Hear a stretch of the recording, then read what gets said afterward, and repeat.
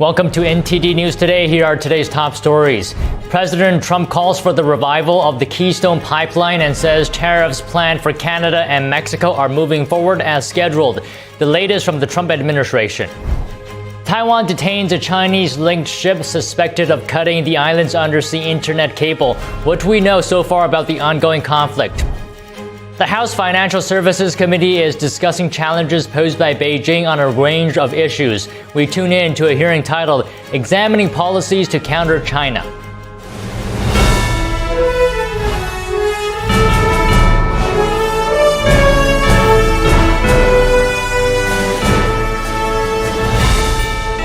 This is NTD News Today, live from our global headquarters in New York City. Good morning. Today is Tuesday, February 25th. I'm Don Ma. Our top story. President Trump is holding firm on tariffs for Canada and Mexico, saying they're moving forward as planned. Meanwhile, he's pushing for the revival of the Keystone XL pipeline with promises of swift approvals. NTD's Daniel Monahan has more on that and the latest on a debate-stirring email to federal workers. President Trump said Monday that tariffs planned for Canada and Mexico are moving forward as scheduled. Trump made the comments during a joint press conference with French President Emmanuel Macron at the White House.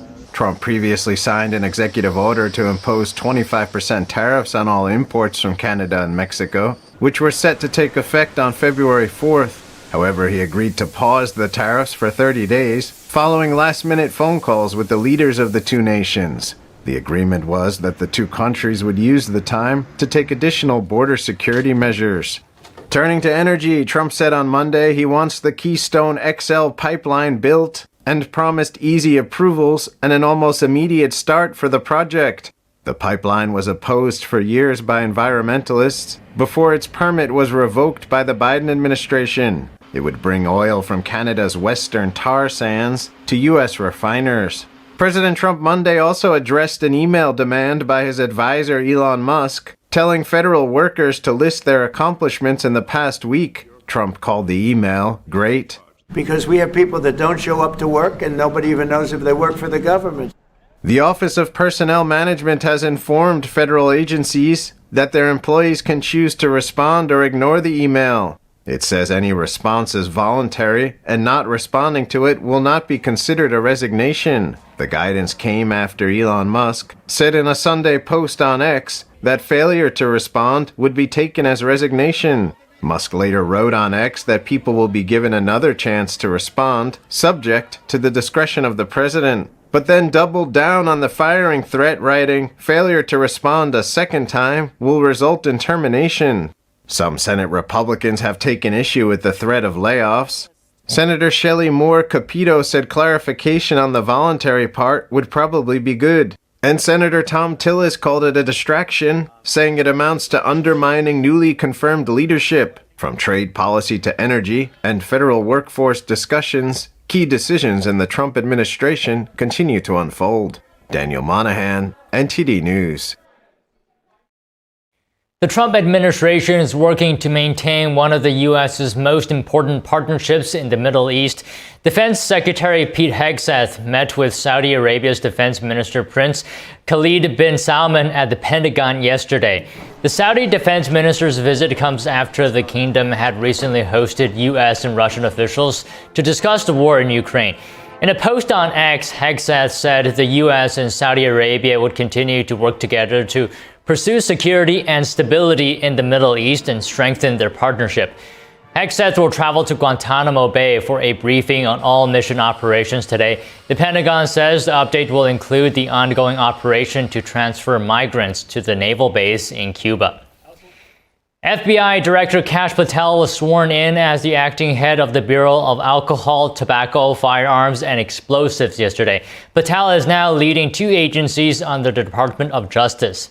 He was sworn in as FBI Director on Saturday after being confirmed by the Senate in a 51-49 vote. Gun rights advocacy groups hope his leadership will bring about changes within the ATF. The National Rifle Association called Patel's appointment a great first step. The group says it's looking forward to working with Patel to protect and expand Second Amendment freedoms. The ATF mainly enforces the law concerning the illegal use and trafficking of firearms, explosives, arson, and acts of terrorism. And just a quick correction. In yesterday's broadcast, we said that President Trump appointed Dan Bongino to the post of Deputy FBI Director. Now, the appointment was actually made by FBI Director Kash Patel, and Trump was merely announcing Bongino's appointment. Next, more tension in the Taiwan Strait. Taiwan's Coast Guard say they have detained a China-linked cargo ship after an undersea cable was disconnected. A statement from Taiwan's Coast Guard says the ship did not respond to repeated communication attempts. Soon after the ship dropped anchor, a Taiwan telecom company detected the internet cable was cut. The ship is registered in the African nation of Togo, but with Chinese funding and a Chinese crew. Taiwan's Coast Guard says the ship had lingered in waters near the cable since Saturday. A similar incident occurred in January. Taiwanese authorities say this could be a gray zone tactic by Beijing. That's a reference to provocative actions below what can be countered as acts of war. Taiwan's Coast Guard took the vessel and its crew to Taiwan and is investigating the matter. The House Financial Services Committee is examining challenges posed by China across a range of issues and policies to counter China. Let's tune into the hearing. Prioritizing Americans' health and safety of our hometowns and our cities, which have been so devastated by an opioid surge that China has helped unleash. Each of these elements is key to any real China strategy, and it's critical that they're all addressed today. And I yield back, and the chair now recognizes the ranking member of the committee, the gentlewoman from California, for a 4-minute opening statement. Thank you, Mr. Chairman, for this hearing. This is very important. Good morning, everyone. I and committee Democrats have long recognized the national security concerns and threats of to our economy from the Chinese Communist Party. We're very supportive of efforts to prevent Wall Street from investing Americans' hard-earned savings in the Chinese military. I've also pressed for the United States to use an influence at the IMF, that's the International Monetary Fund, the World Bank, and other multilateral institutions to stop the worst lending, contracting, and other industrial practices of China. But, Mr. Chair, while I would love to work with you in a bipartisan way to advance efforts to stop China's aggression, I'm concerned that our efforts would be meaningless as President Trump and his unelected billionaire co-president Elon Musk destroy the United States government and our alliances. In just the past month, Trump has imposed import taxes on our closest allies, frozen aid for impoverished nations, illegally shuttered USAID and CFPB, and threatened to illegally seize Greenland, Canada, and the Panama Canal. Inexplicably, he has also sided with Russia's President Putin over allies in Ukraine and Europe, withholding military assistance and blaming Russia's murderous invasion on the victims of its war. As Trump tears up treaties and alliances, embraces dictators, and abandons America's global leadership role, he is giving China a free pass to fill the void left by his retreat. We're here to talk about China and discuss bills about countering Chinese government aggression, all while Trump, Musk, and some congressional Republicans give China the green light to seize other of our allies, such as Taiwan. Trump and Musk have so eagerly sold out America's values and workers to China because they are singularly focused on billionaire tax cuts and amassing more personal wealth. As it stands, Elon Musk makes billions in China, where more than half of Tesla vehicles are produced. Nearly 40% of Tesla's battery supply relies on Chinese companies, and Chinese buyers represent Elon Musk's largest market. While Tesla sales continue to collapse in the United States, last year there was a 90% increase in China, and Trump is ready to forcibly remove Gazans to build golf courses for Trump and his billionaire friends and investors, just as the CCP, that is the Chinese Communist Party, forced removal of Uyghurs from their land. Racist nationalism, anti-democratic activity, and even genocide and war are not a concern if it means power and wealth for them and their billionaire class. While this is to be expected from people like Musk and Trump, I'm deeply disappointed that my Republican colleagues, many of whom have previously been outspoken about the important role the U.S. plays as a beacon of freedom and defender of democracies around the globe. Republicans did not even speak up when the Trump Pentagon refused to allow one of its trafficking experts to join us today to speak about Chinese fentanyl procurers and Chinese money laundering. Committee Democrats believe that together we can solve the world's greatest problems. To counter China, we must stand with our allies and fight for a vibrant, effective democracy with respect civil servants who carry out our foreign policy. Democrats will not rest until we stop the unlawful effort to dismantle our government here and overseas. Hopefully, our Republican colleagues will come to their senses and join us in this effort. And thank you for the additional time, Mr. Chair. The gentlewoman yields back. Today we welcome the testimony of John Miller, Senior Vice President of Policy, Trust, Data and Technology, and General Counsel of the Information Technology Industry Council. Nicholas McMurray, the Managing Director of International and Nuclear Policy at ClearPath. John Cassara, a retired special agent, formerly with the United States Treasury Department. Martin Mueisen, a non-resident senior fellow at the Geoeconomics Center at the Atlantic Council, and Dr. Rush Doshi, at the CV Star Senior Fellow for Asian Studies and Director of the China Strategy Initiative at the Council on Foreign Relations, and an Assistant Professor at Georgetown University. We thank each of you for taking time to be with us today. Each of you will be recognized for 5 minutes to give an oral presentation of your testimony. Without objection, your written statements will all be made of the record. Mr. Miller, you're now recognized for 5 minutes. Chairman Hill, Ranking Member Waters, and distinguished members of the committee, on behalf of the Information Technology Industry Council, or ITI, thank you for the opportunity to testify today on examining U.S. policies to counter China. This is a timely topic, and I commend the committee for its thoughtful and sustained engagement in this area. ITI is a global policy and advocacy organization representing 80 of the world's leading tech companies.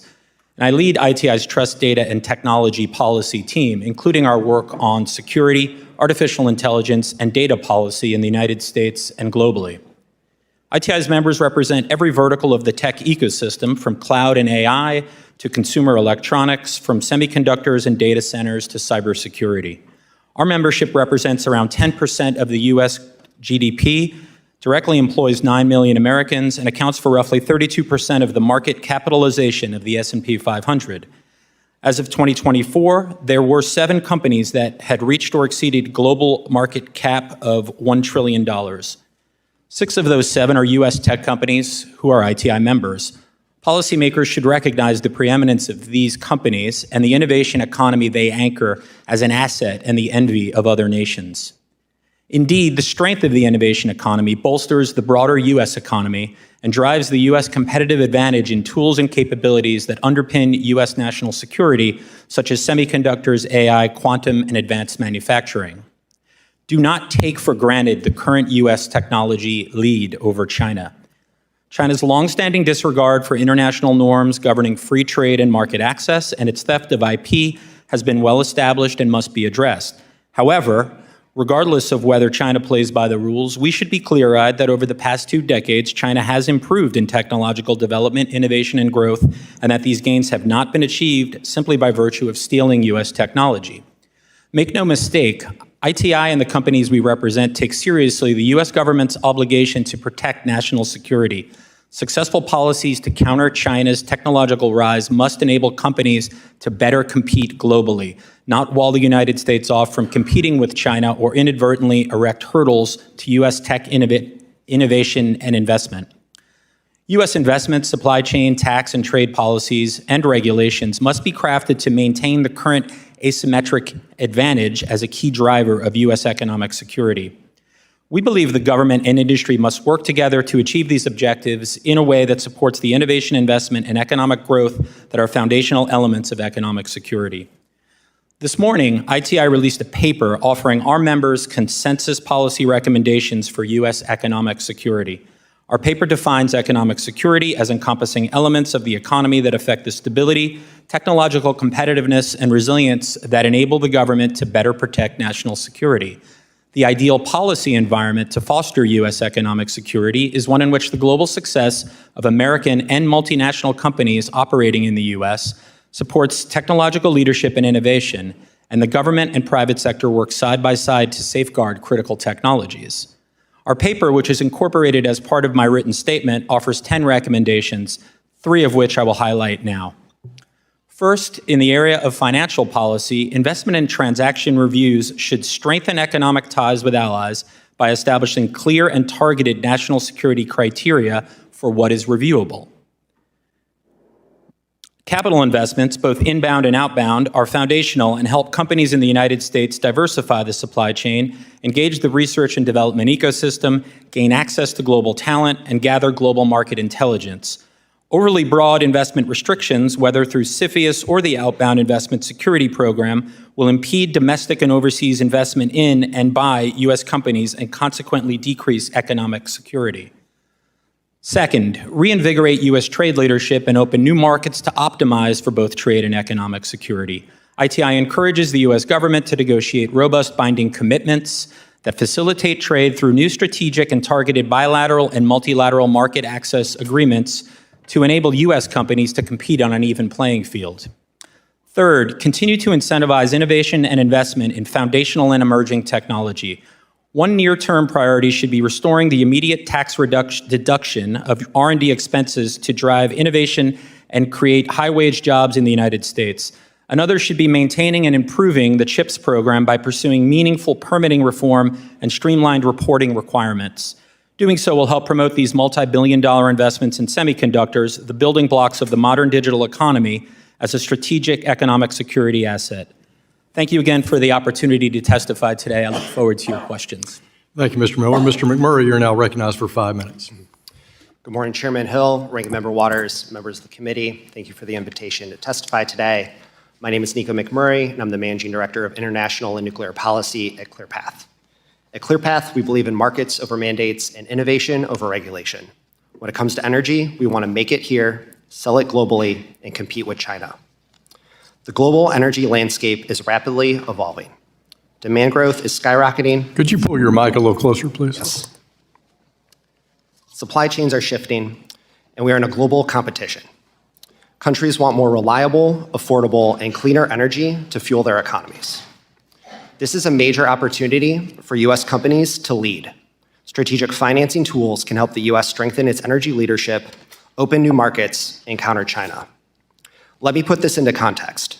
China currently has 57 operating nuclear reactors and 28 reactors under construction.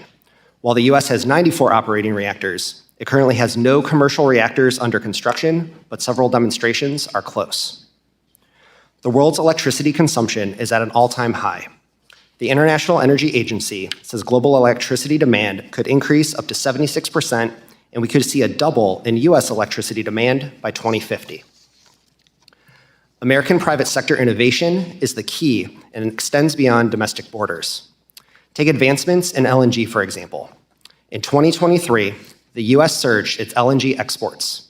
As a result, Russia's market share in the EU was reduced from 40% in 2021 to 8% in 2023.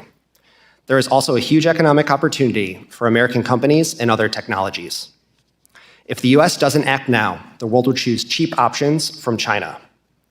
China is already taking an all-of-the-above energy approach. For example, last year, China started construction on about 94 gigawatts of coal capacity and also invested $940 billion in clean energy. Without a focused effort to expand domestic energy production, U.S. companies risk being sidelined in global markets. To level the playing field, the U.S. must strengthen its trade and development finance toolkit. Export and development financing plays a pivotal role in advancing America's strategy for global energy dominance. XM and DFC can strengthen U.S. leadership in global energy markets. America must take a more agile approach, using financing tools to de-risk projects and attract private capital. Export and development finance prioritizes investments in infrastructure, manufacturing, energy security, and economic partnerships. XM and DFC provide loans and guarantees that must be repaid, ensuring taxpayer dollars are used efficiently while expanding opportunities for U.S. businesses. This approach creates American jobs, strengthens economic ties, and positions the U.S. as the global energy partner. Both the XM Bank and DFC are due for reauthorization this Congress, creating a prime opportunity to refine America's foreign policy toolkit. While XM is one of the best tools for increasing export competitiveness, its current capabilities limit the bank from achieving energy dominance. The following 5 recommendations could bolster U.S. energy leadership, enhance energy security, and create domestic jobs. First, create a national interest account to consider the geostrategic value of investments. Second, expand the China and Transformational Exports Program to include broader technologies. Third, increase the default cap rate for nuclear projects. Fourth, reinforce the U.S. jobs mandate. Fifth, bolster domestic manufacturing. And overall, modernize the bank's mission. I would be remiss if I didn't mention DFC's reauthorization this year. Created during the first Trump administration to counter China's Belt and Road Initiative, DFC has established itself as an effective tool in countering China.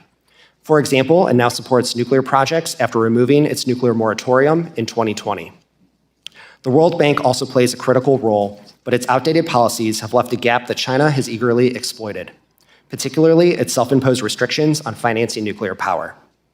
In order to achieve energy dominance, the government must provide a predictable environment for developers to attract private investment. The work of this committee will be critical to providing stability for companies seeking to raise capital and compete globally. In conclusion, the U.S. must build domestically and sell globally to compete with China. Meeting growing energy demand and strengthening global energy leadership requires bold action. And finally, Congress has a unique opportunity to strengthen American solutions by modernizing export and development financing to support nuclear, LNG, geothermal, and other technologies. I look forward to today's discussion. Thank you. Gentleman yields back. Mr. Cassara, you recognize for 5 minutes. Good morning, Chairman Hill, Ranking Member Waters, and distinguished members of the Financial Services Committee. It's an honor for me to testify. Communist China is an ideological, military, economic, commercial, high-tech, intelligence, and diplomatic rival of the United States in the West. The People's Republic of China has a growing exploitative presence in the developing world. While these threats are known, the Chinese Communist Party's involvement in transnational crime and money laundering is generally not recognized, understood, or investigated. My most recent book is China, Specified Unlawful Activities, CCP Inc., Transnational Crime and Money Laundering. I found in writing that book that criminal activity has seemingly become part of the CCP's overall strategy to grow its power. Regarding fentanyl, the Mexican cartels are still dependent on Chinese precursor chemicals and manufacturing expertise. Fentanyl and fentanyl-laced products are smuggled into the United States. In calendar year 2023 alone, the DEA seized more than 77 million fentanyl pills and nearly 12,000 pounds of fentanyl powder. This is the most fentanyl the DEA has ever seized in a single year, and more than enough to kill every single American. As it is, in 2023, more than 107,000 Americans lost their lives to drug overdose, with 70% of those deaths attributed to opioids such as fentanyl. Each death is a tragedy. Each individual that died has a story. Families and communities are devastated. The scourge affects every one of the members' districts and our country as a whole. But of course, it all comes back to the money. Fentanyl production generates enormous proceeds, and Chinese are becoming the money launderers of choice for the cartels. They leverage an underground banking system that has long served China's immigrant diaspora. They have developed other Chinese-centric money laundering methodologies that enable the laundering of their illicit proceeds, not only in the United States, but around the world. In my written statement, I give an overview of some of the most pernicious enablers as they relate to fentanyl trafficking, such as trade-based money laundering, black market exchanges, underground financial systems like Fai Chen or Flying Money, and mirror swaps that are facilitated by Chinese mobile phone apps. While my testimony focuses on U.S. efforts to counter illicit fentanyl trafficking and money laundering, I urge that we do not look at the fentanyl issue in a vacuum or as an isolated concern. The CCP's business model that fuels the fentanyl crisis is also active in many other sectors of crime, including counterfeit goods, intellectual property theft, human trafficking, illicit tobacco, and trade fraud. In fact, data indicates that China leads the world in 11 of the 12 largest categories of transnational crime. Each of these categories are also specified unlawful activities or predicate offenses to charge money laundering. CCP Inc.'s involvement in these crimes is approximately $2 trillion a year. To put that in perspective, $2 trillion is very roughly half the estimated $4 trillion that is laundered annually around the world. I call corruption the great enabler for money laundering. CCP Inc. has taken their domestic corruption and exported it overseas. They excel in so-called influence operations, which is probably a major reason for the lack of focus on CCP Inc.'s criminality and money laundering. Once again, these specified unlawful activities, methodologies, and enablers cannot be viewed in isolation. Rather, they are intertwined and must be addressed collectively. CCP international law breaking makes them exposed. It makes them vulnerable. I conclude my written testimony with recommendations that emphasize law enforcement and more effectively following the money and value trails. Thank you very much. Gentleman yields back. Mr. Muehl-Eisen, you're recognized for 5 minutes. Thank you, Mr. Chairman, Ranking Member Waters, members of the committee. Thank you for inviting me today. My name is Martin Muehl-Eisen. Before joining the Atlantic Council's Geoeconomic Center, I retired from the International Monetary Fund in 2021, having served as Chief of Staff and Director for Strategy, Policy and Review, among others. The following are my personal views, not those of the Atlantic Council or any other organization. On the topic of multilateral institutions, I would like to focus on 3 recommendations. First, China should be held responsible for its bad lending decisions. Chinese loans have contributed to rising debt vulnerabilities in low-income countries. In several cases, their unsustainable debt put a hold on new loans by multilateral lenders. The speed of debt workouts has picked up in recent years, but China remains unwilling to provide haircuts to restore solvency when needed. The United States should encourage the IMF to make full use of its debt policies when countries need deeper debt restructuring. For example, under certain conditions, the IMF's lending into official arrears policy allows programs to proceed even if a country is in default to another IMF member. A more robust application of this policy could strengthen the negotiation position of debtor countries, eliciting more ambitious debt relief from China. Second, focus on quality, not quantity, of multilateral programs. The World Bank and other development banks have been leveraging their capital base to increase lending to low-income countries, who also benefited from a $650 billion issue of IMF special drawing rights. These efforts are intended to meet large financing needs of poorer countries, often with relatively little conditionality. Higher debt to multilateral institutions, however, can drive out private lenders, resulting in the end in higher dependence on China. To attract private capital, the institution's main focus should therefore be on raising countries' long-term growth prospects, including through loan conditionality. But stepped-up lending by multilateral organizations alone will not win the struggle for hearts and minds in the global South. The United States should work with multilateral lenders to incentivize needed reforms. If multilateral programs were flanked by co-financing, investment funds, specific trade preferences, or private capital, they would have a larger chance of succeeding. Especially in Africa and Southeast Asia, with their growing populations, this could unlock important markets for US exports in the future. Third, protect the dominant role of the dollar. Large emerging markets have exhibited a remarkable degree of economic stability in recent years. Countries among this group are still vulnerable to external shocks. However, in case of a severe crisis, some may need access to US dollar sources to avoid sharp devaluations, and their financing needs could be large. In this case, the IMF could deploy its lending capacity, its full lending capacity, of around $1 trillion to avoid contagion and preserve global financial stability. This amount leverages the United States' contribution to the IMF by a factor of more than 5 to 1.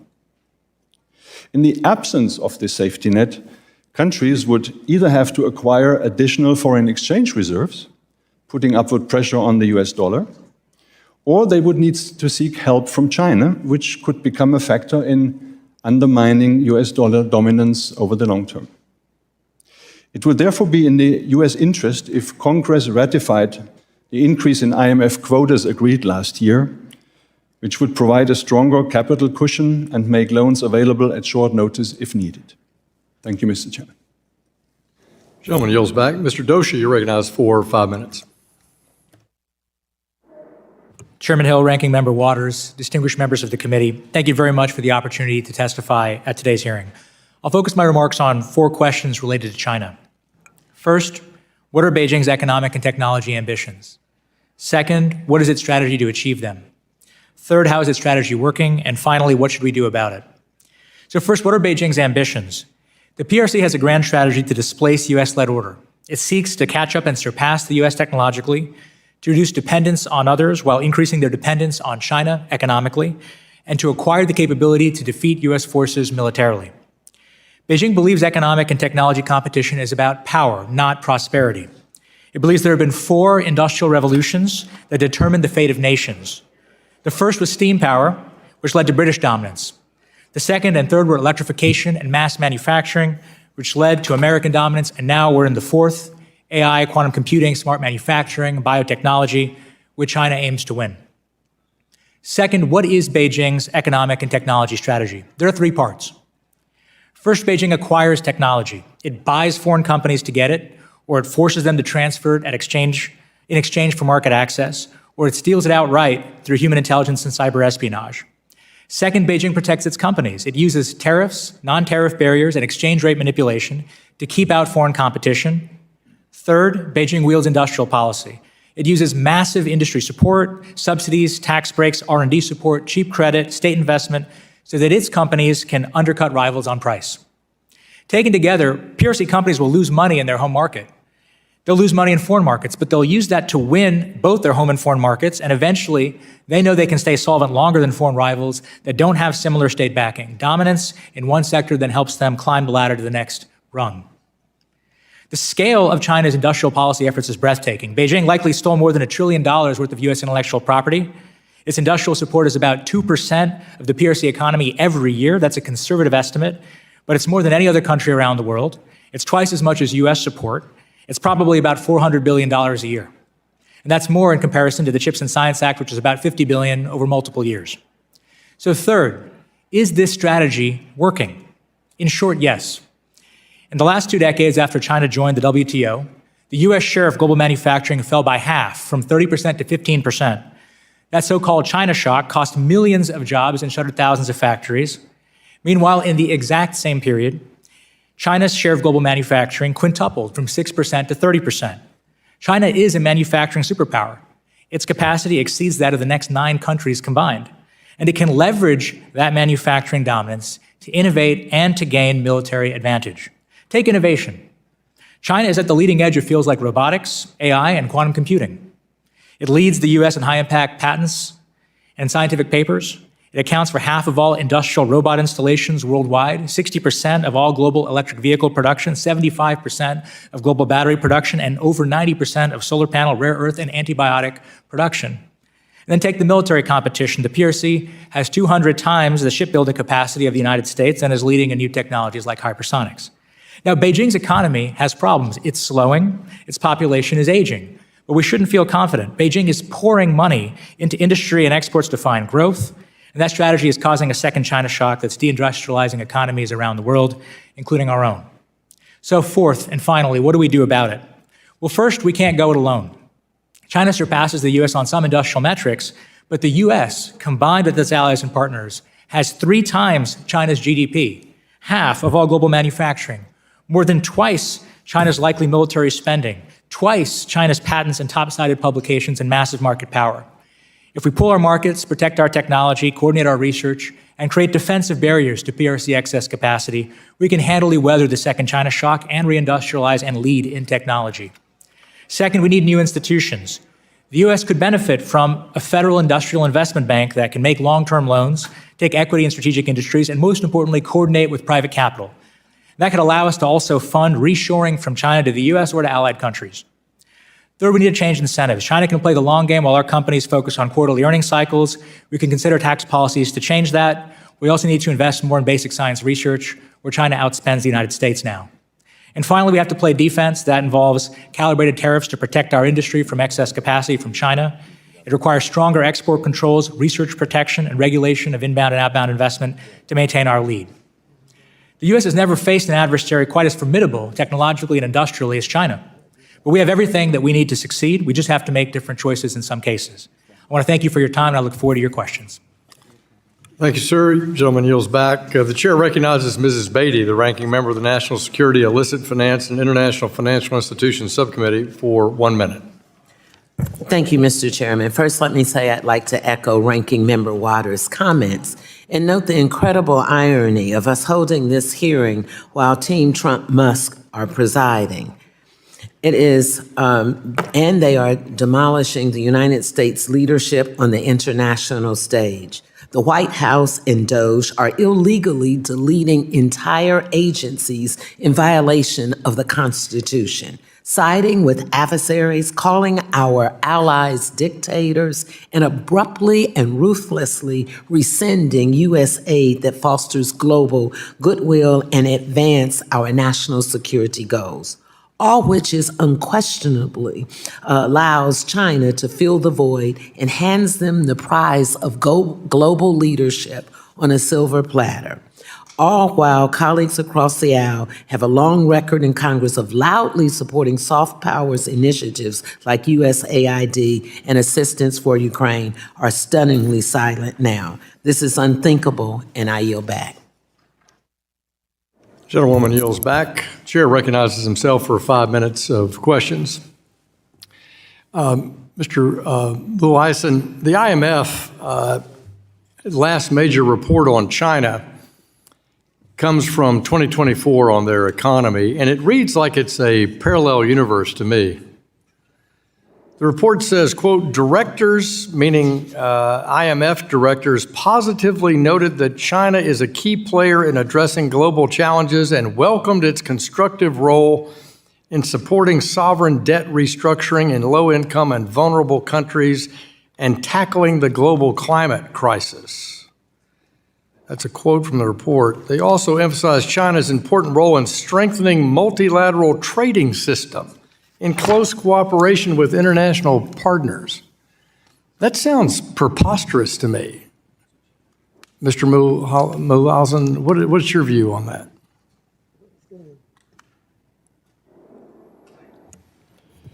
Thank you, Mr. Chairman.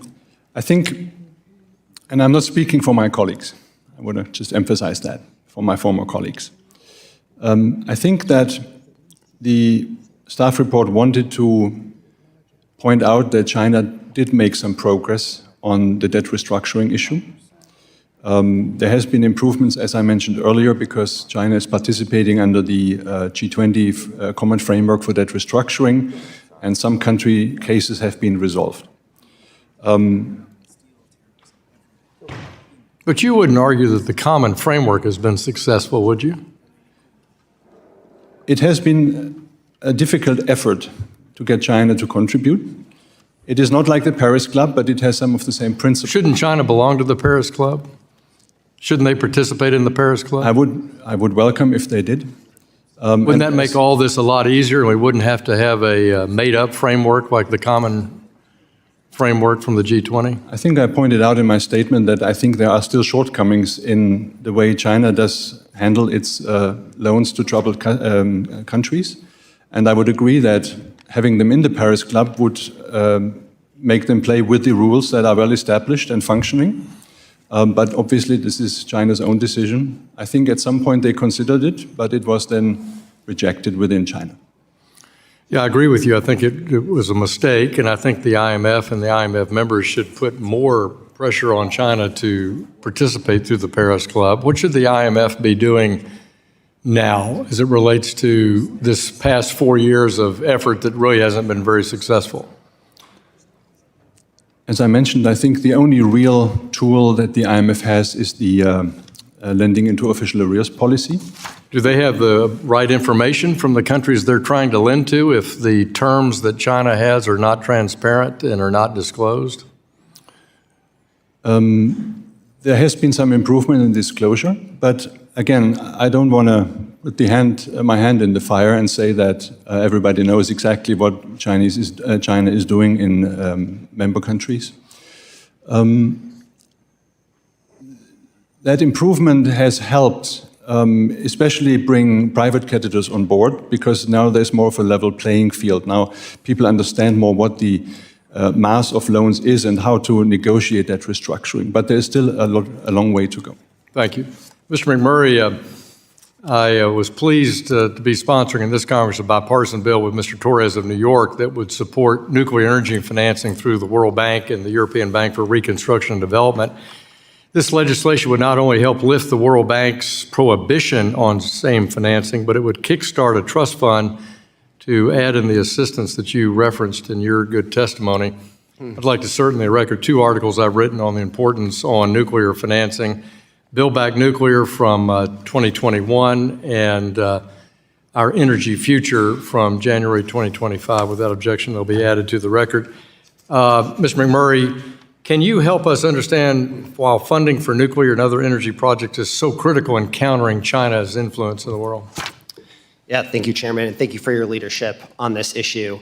China is actively building almost 30 nuclear reactors today, poising them to prepare to export and build their technologies elsewhere. The World Bank has a really important role to fund large global infrastructure projects. So by them not supporting nuclear, that limits the effectiveness of the World Bank and cedes that leadership to China.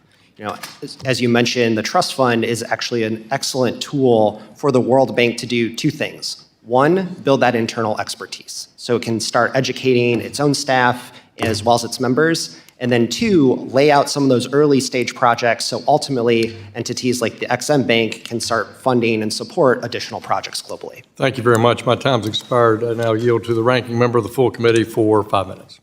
Thank you very much, Mr. Chairman. Mr. Doshi, in the Caribbean, nations increasingly disillusioned by the United States' unpredictability are turning to what is known as BRICS. That's Brazil, Russia, India, China, South Africa, including, of course, both in a very, very real way, China and Russia, for investment and financial support.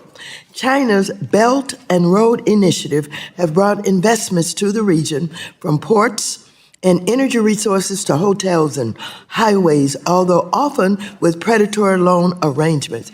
In light of these developments, what strategic actions should the United States take to counterbalance China's growing influence and provide a more reliable, attractive alternative for Caribbean nations and other regions? I just want you to know that when any of us participate in activities with our Caribbean countries, that's all we hear. What are you guys doing?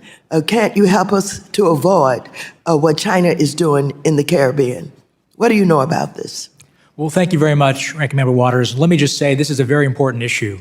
Every great power adversary the U.S. has ever faced has wanted a role in the Caribbean, whether that was Germany and even the First World War, but especially the Second, or the Soviet Union in the Cold War. And China's no different. They also want a role in the Caribbean because they know it's a weak spot for us potentially. They know about our reliance on the Panama Canal. So the history here shows that China will want to be involved, and if you look at their own statements, you know it. I would add a few things. China's involvement picked up really in the early 2000s. They've accelerated their involvement in recent years, and as you correctly noted, they are focused on a whole of government approach in the Caribbean. That means military assistance in some cases to Caribbean countries. That means law enforcement and military assistance. It also means investment, significant investment in Jamaica, investment in port infrastructure, including the operation of ports in the Caribbean. And so they're there, they're present, and in many ways their economic relationship is growing rapidly. Tourism is another component. What do we do about it? There are a few things. First, a little bit of support from us goes a long way. These are not large economies. Taken together, the entire GDP of the region is about the GDP of Kansas, maybe a little bit less. So we can do more by being present and by increasing our aid activity. Second, Caribbean countries, as you know well, want commercial engagement with the United States. We should find ways to make it easier, whether that's through EXIM, DFC, or other institutions, for our businesses to be involved in the Caribbean. But finally, we should remember that we have an asymmetric advantage. Those countries, as you noted, they want to be with us, not with China. And they're not happy about the corruption that China sometimes brings to their economies. So transparency and sunlight is the best disinfectant. We should fight in the information space so people know that we stand for anti-corruption and that the Chinese stand for corruption. Finally, we have to worry about the military role that China is building there, and we should make sure that our Department of Defense is doing everything it can to strengthen military diplomacy with our Caribbean friends. Thank you very much. In speaking about what more we can do, some of our Caribbean island states do not receive foreign aid because they say they make a little bit too much money. But you know, they're hit with storms and they're in great debt as they try to reconstruct and renovate and all of that. Is this an area that we could help them in because of the debt that is incurred with all of these Mother Nature events? Well, thank you very much, Ranking Member Waters. You brought an important point up, which is debt. Many of these countries are heavily indebted to China, increasingly indebted. Jamaica is another good example of that. In many cases, Suriname is another recent example. In many cases, they can't pay back the debt. So that's a problem, and it speaks to the previous discussion earlier about China's non-participation in the Paris Club. But I would just add that, yes, storm relief, we can do more there. And finally, very quickly, we might want to consider changing the thresholds for aid for some of these countries so that we can make sure we can be more useful to them.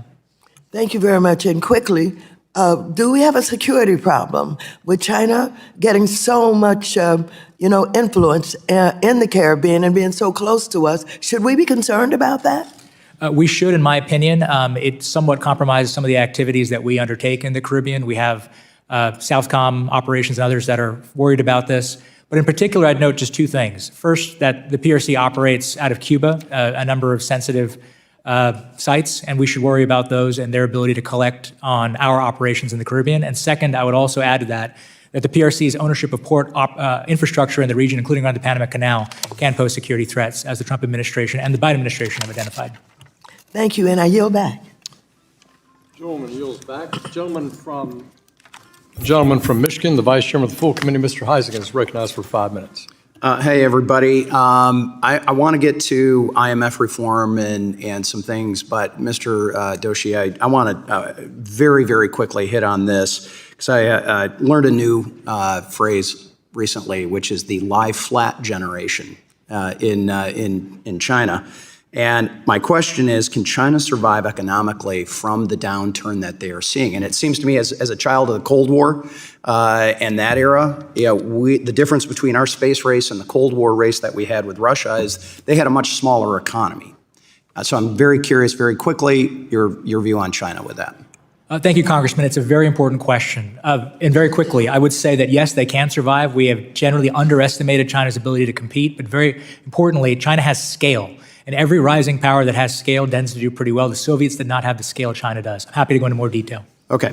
All right. Mr. Muehlheisen, I want to turn to you about your work at IMF and your views from the IMF, not necessarily your particular work there. But according to the Wilson Center, 80% of China's government-supported loans are to countries that are in some sort of debt stress.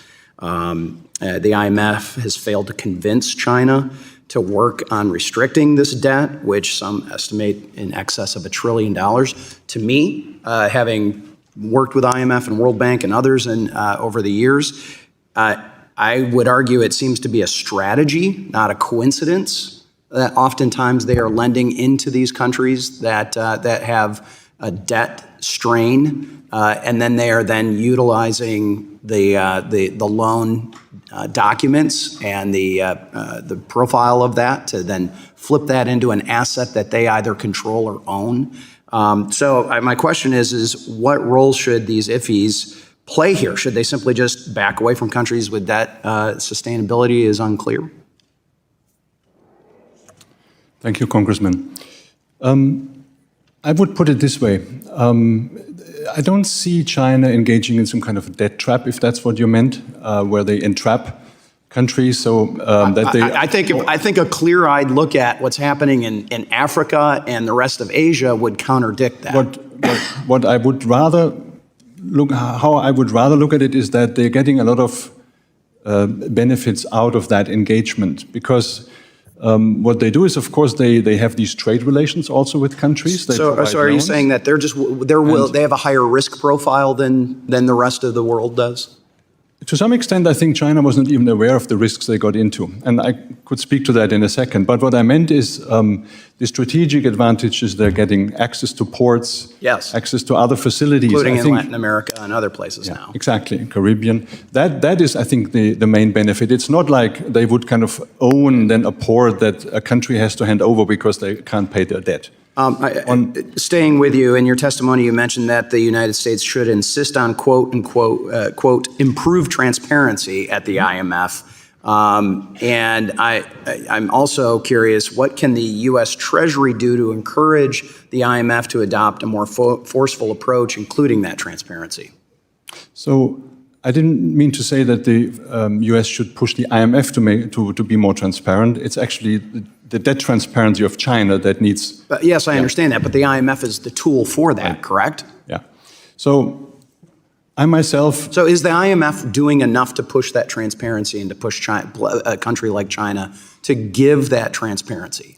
I've myself worked with Chinese officials in my former capacity to help them understand how much actually countries are owed to China, because within China, their facilities as lenders of all these different institutions that are lending are kind of not as far developed as we in the West would have it. They are not kind of set up to do that. They are only slowly getting into the business of lending. I've got 45 seconds. I think the Chinese are far better business people than what you seem to be implying. But the latest shareholder review at the IMF did not increase China's voting power. They were pushing to do so. What conditions should the IMF insist on if China lobbies for more shares would be a question, but I'm going to actually get that in writing because I do have to hit this, Mr. Chairman. I previously introduced a bill, the IMF Reform and Integrity Act, that would prevent any shareholder increase at the IMF for a country such as the PRC that does not meet basic obligations codified in the organization's Articles of Agreement. So I believe, and this goes back to my time working with Madame Lagarde when she was there, the IMF needs to get tougher and tighter about enforcing its own rules. So I'd like to submit a copy of my bill to the Without objection. Chairman. Thank you. I yield back. The gentleman yields back. The chair recognizes the gentlewoman from New York, the ranking member on the Small Business Committee, Ms. Vasquez, for 5 minutes. Thank you, Mr. Chairman. Let me start off by saying that I am glad we're having this hearing discussing the rising threat of China. But holding this hearing is not enough. If we want to talk about countering China, then we need to be discussing how President Trump and his unelected president, Elon Musk, are the biggest threat to the United States in countering China. President Trump has abandoned our closest allies in favor of cozying up to dictators, illegally closed down U.S. AID and cutting off aid for needy nations, destroyed our national security apparatus, and installed conspiracy theorists like Kash Patel at the top levels of our government. Dismantling these institutions that have helped keep our nation and the world safe since World War II opened the door for China. Countries across Africa and Latin America are turning to China for financing and leadership, a geopolitical move China is facilitating and exploiting. Mr. Cassara, by hollowing out the government through illegal firings and layoffs, Elon Musk and DOGE are making Americans less safe from financial scams coming from China and encouraging corruption both home and abroad. An article printed in the Wall Street Journal, not exactly a bastion of liberal media, last week describes how illegal proceeds from fentanyl sales are being laundered through China for reinvestment in real estate and other vehicles here in the United States.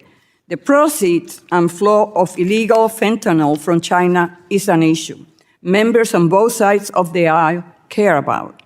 How can Congress bolster current BSA AML statutes to reduce the reinvestment of illegal fentanyl proceeds here in the U.S.?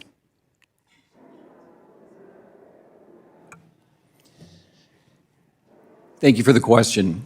Regarding BSA, Bank Secrecy Act, financial intelligence reporting requirements, I think one of the best things that could happen to counteract some of the issues that you're developing is for real estate agents, for example, to no longer be exempted from KYC, know your customer reporting requirements, and to follow suspicious activity reports. I think something else needs to be done that is more efficient utilization of suspicious activity reports in general, which is going to require additional personnel. It's going to require technology, and most importantly, it's going to require additional resources on the ground for agents to work cases. And wouldn't you agree that to reduce the laundering of money from Chinese fentanyl sales, we are going to need to continue to crack down on anonymous shell companies here in the U.S.? Absolutely.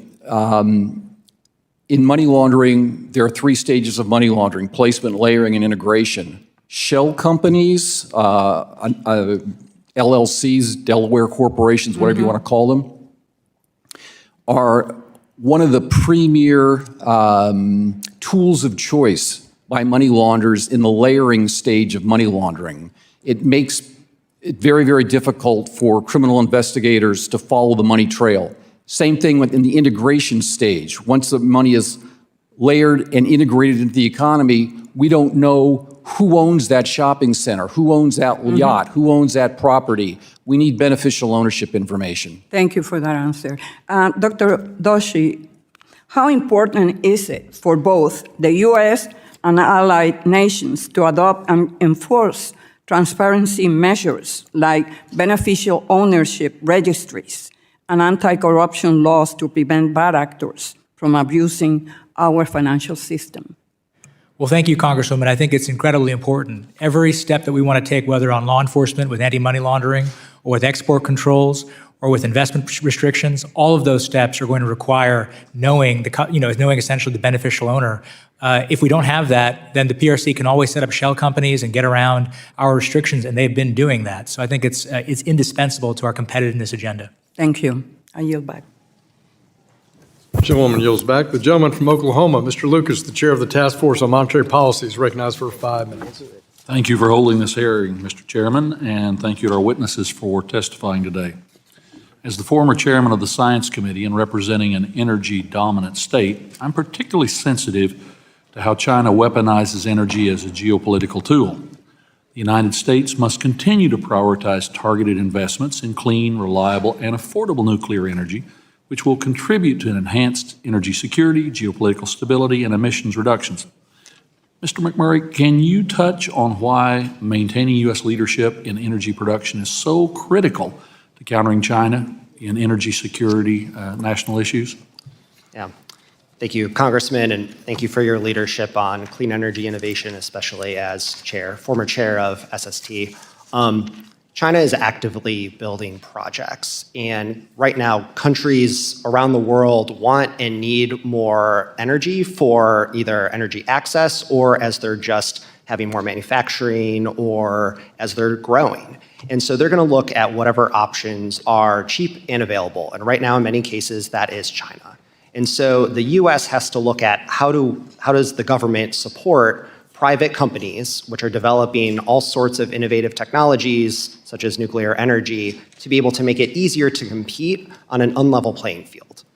Some of the best tools are XM and DFC to kind of help with that financing piece. But ultimately, we have to be able to make these technologies here and build them here, and that requires, support from the Department of Energy and the national labs, so we can demonstrate these technologies, so we can ultimately sell them.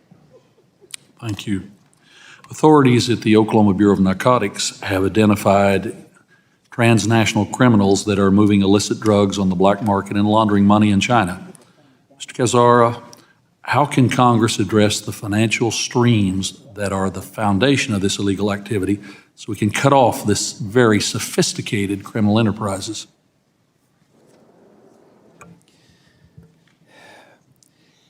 And I know it's a complex question. It's a complex question, but I think to get to the heart of the matter, I think we've made a mistake over the last so many years. Our enforcement agencies have been putting emphasis on what I call the product, for example, illegal drugs, and the people, meaning like drug kingpins and those involved with it. I think what we've been missing is to really, truly, finally go after the money, because all of these organizations are motivated by greed, avarice. And the way to hurt these individuals and these organizations better than anything is to identify their assets and take them away. The reason we haven't been doing this is because going after the money is hard. Enforcement agencies are statistic-driven, metric-driven. They want measurements of success. Instead of going after meaningful, long-term, complex money laundering investigations that may take 2 years or more, they are content to go after these quickie little buy-bust cases that don't make any difference. We have to change the incentives for law enforcement. Play chess, not checkers. Yes. Turning back to the XM Bank for a moment, Mr. McMurray, in the most recent authorization of XM, Congress built the China Transformational Exports Program, or CTEP. That program reserves at least 20% of XM's authority to neutralize China's export subsidies. How can we improve on that program and scale it up to match their actions? Thank you, Congressman. CTEP has been an excellent tool to compete with the very competitive financing that China is able to offer. Right now, CTEP focuses on only a certain subset of technologies. One of the best ways to increase the competitiveness of U.S. companies is to expand that. For example, including nuclear energy as part of CTEP's mandate. I would also want to just mention DFC was also created under the first Trump administration directly as a counter to China's Belt and Road. And there is an opportunity as well to strengthen DFC to make U.S. companies, again, more competitive. I just want to simply note in my closing comments, we cannot afford to get caught flat-footed on the issues we're discussing today. And outcompeting China in export markets, financing energy investments must be a top priority. And I'm thankful to the chairman for focusing on this in our hearing today. And I yield back, Mr. Chairman. Mr. Lucas yields back. The gentleman from California, Mr. Sherman, the ranking member on our Capital Markets Subcommittee, is recognized for 5 minutes. Thank you, Mr. Chairman. Some of our witnesses seem to be here advocating what they advocate in any other committee that wasn't even talking about China. If you're paid to convince Congress to let you drill for oil in Yellowstone National Park, you can then come to a hearing on China and say, well, that's the way to take care of China. Mr. Chairman, thank you for focusing on the importance of the U.S.'s world reserve currency. And we should remember that the announced purpose of crypto is to partially displace the U.S. dollar, and there is a bill in the Senate to make crypto the reserve currency of the dollar. And I think you understand how important it is that nothing displace the dollar as the world's reserve currency. Likewise, I think it was Mr. Cassandra who focused on money laundering. Crypto is advocated by its own supporters as a way to do massive transactions or large transactions out of the view of the U.S. government. And that's perhaps why 100% of the ransomware attacks in recent years have demand payment in crypto. Mr. Muhlenson, I hear what you say about China debt. Too many small countries are being told, well, you borrowed China's money, so you have to give us your port. What we need to do is say to every lender and every credit rating agency that when China makes an unfair loan and you don't repay, that can't be used against the country's credit rating. So that countries who are faced in this circumstance will, instead of giving China their port, they can give China their middle finger and still borrow from American corporations, banks, and international lending institutions. We've made some unforced errors. One of those, as the Wall Street Journal points out, is we should be focused on China, and instead we go to economic war with Canada and Mexico. Second, we have cut aid in some to tiny countries in the Pacific, to the Cook Islands, to Solomon Islands, to Tonga, where we just have $1 million programs. These are the islands where my father's friends gave their blood in the last war in the Pacific, and now we're turning over control of those islands to China for to save a few $1 million. The original sin was giving China most favored nation status. Before then, their economy was tiny. The vast majority of Democrats voted against that, and we stood up to our own president. And I turn to my Republican colleagues and say, perhaps your proudest moment this year will be when you stand up to a Republican president.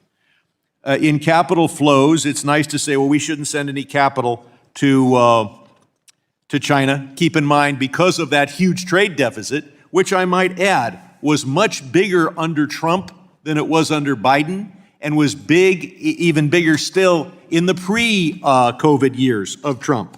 So Trump gave us the worst trade deficit in history vis-a China. But we are dependent for over $1.5 trillion of investment in our debt instruments on China, but we've got to look at equity flows. So believe it or not, right now we subsidize Americans who invest in Chinese stocks.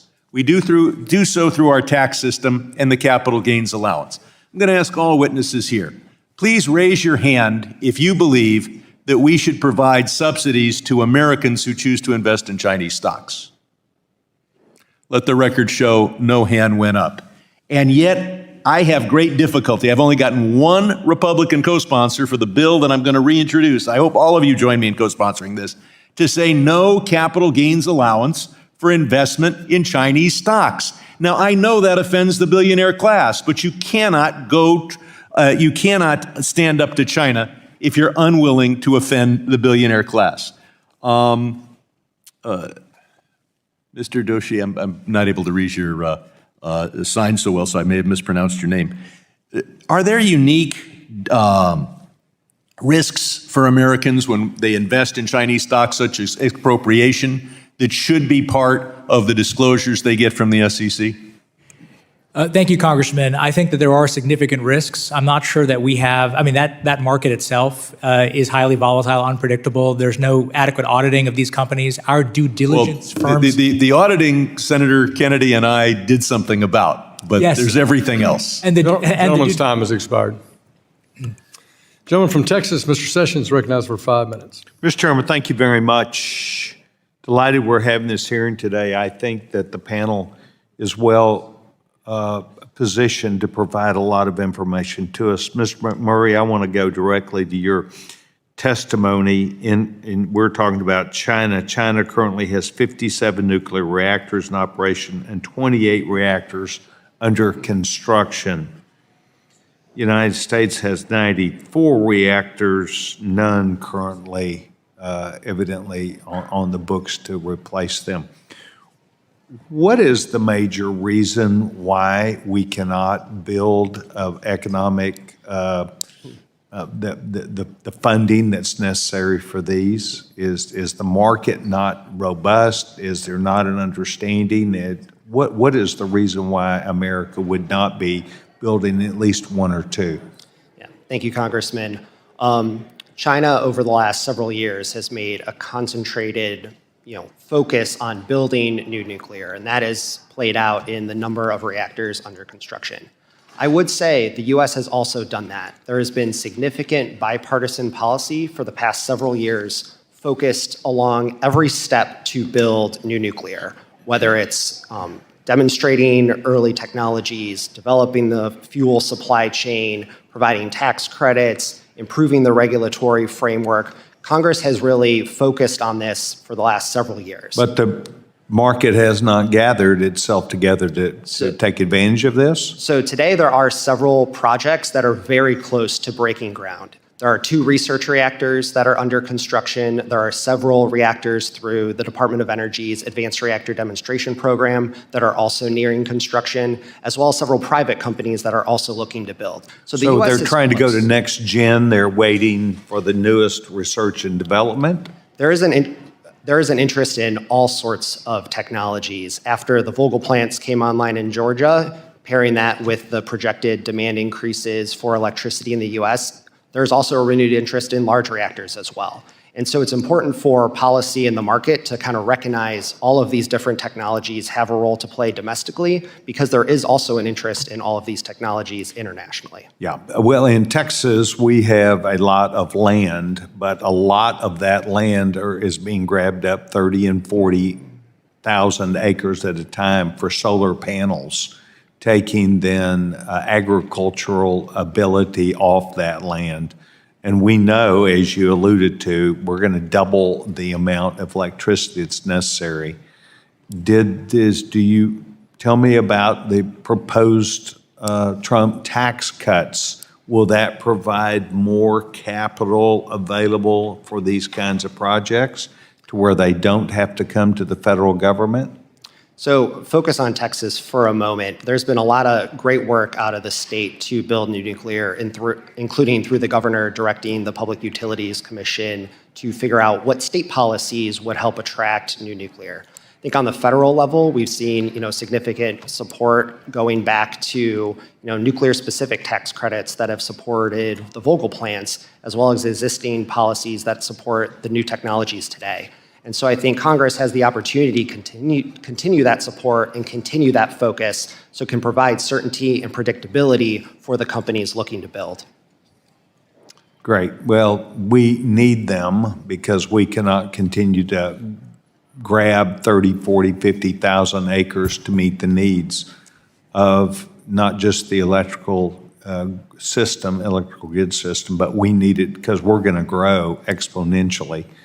And we've got that issue. Well, I want to thank you. I think that if we're going to be a capitalist nation and want to grow and meet the demand for all this, we need to move towards what I would call all of the above. And that has to be a better reliance upon what we're doing in particular. I want to thank you very much for being here today. Mr. Chairman, I yield back my time. Gentleman yields back. Gentleman from New York, Mr. Meeks, the ranking member on the House Foreign Affairs Committee, is recognized for 5 minutes. Thank you, Mr. Chairman, and as the chairman have just indicated, I now serve as the ranking member of the former chairman of the House Foreign Affairs Committee.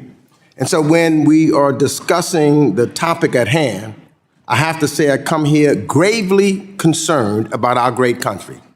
China and Russia, both nuclear-armed permanent members of the UN Security Council, have a vastly different vision of the world than we do. At least that used to be the case.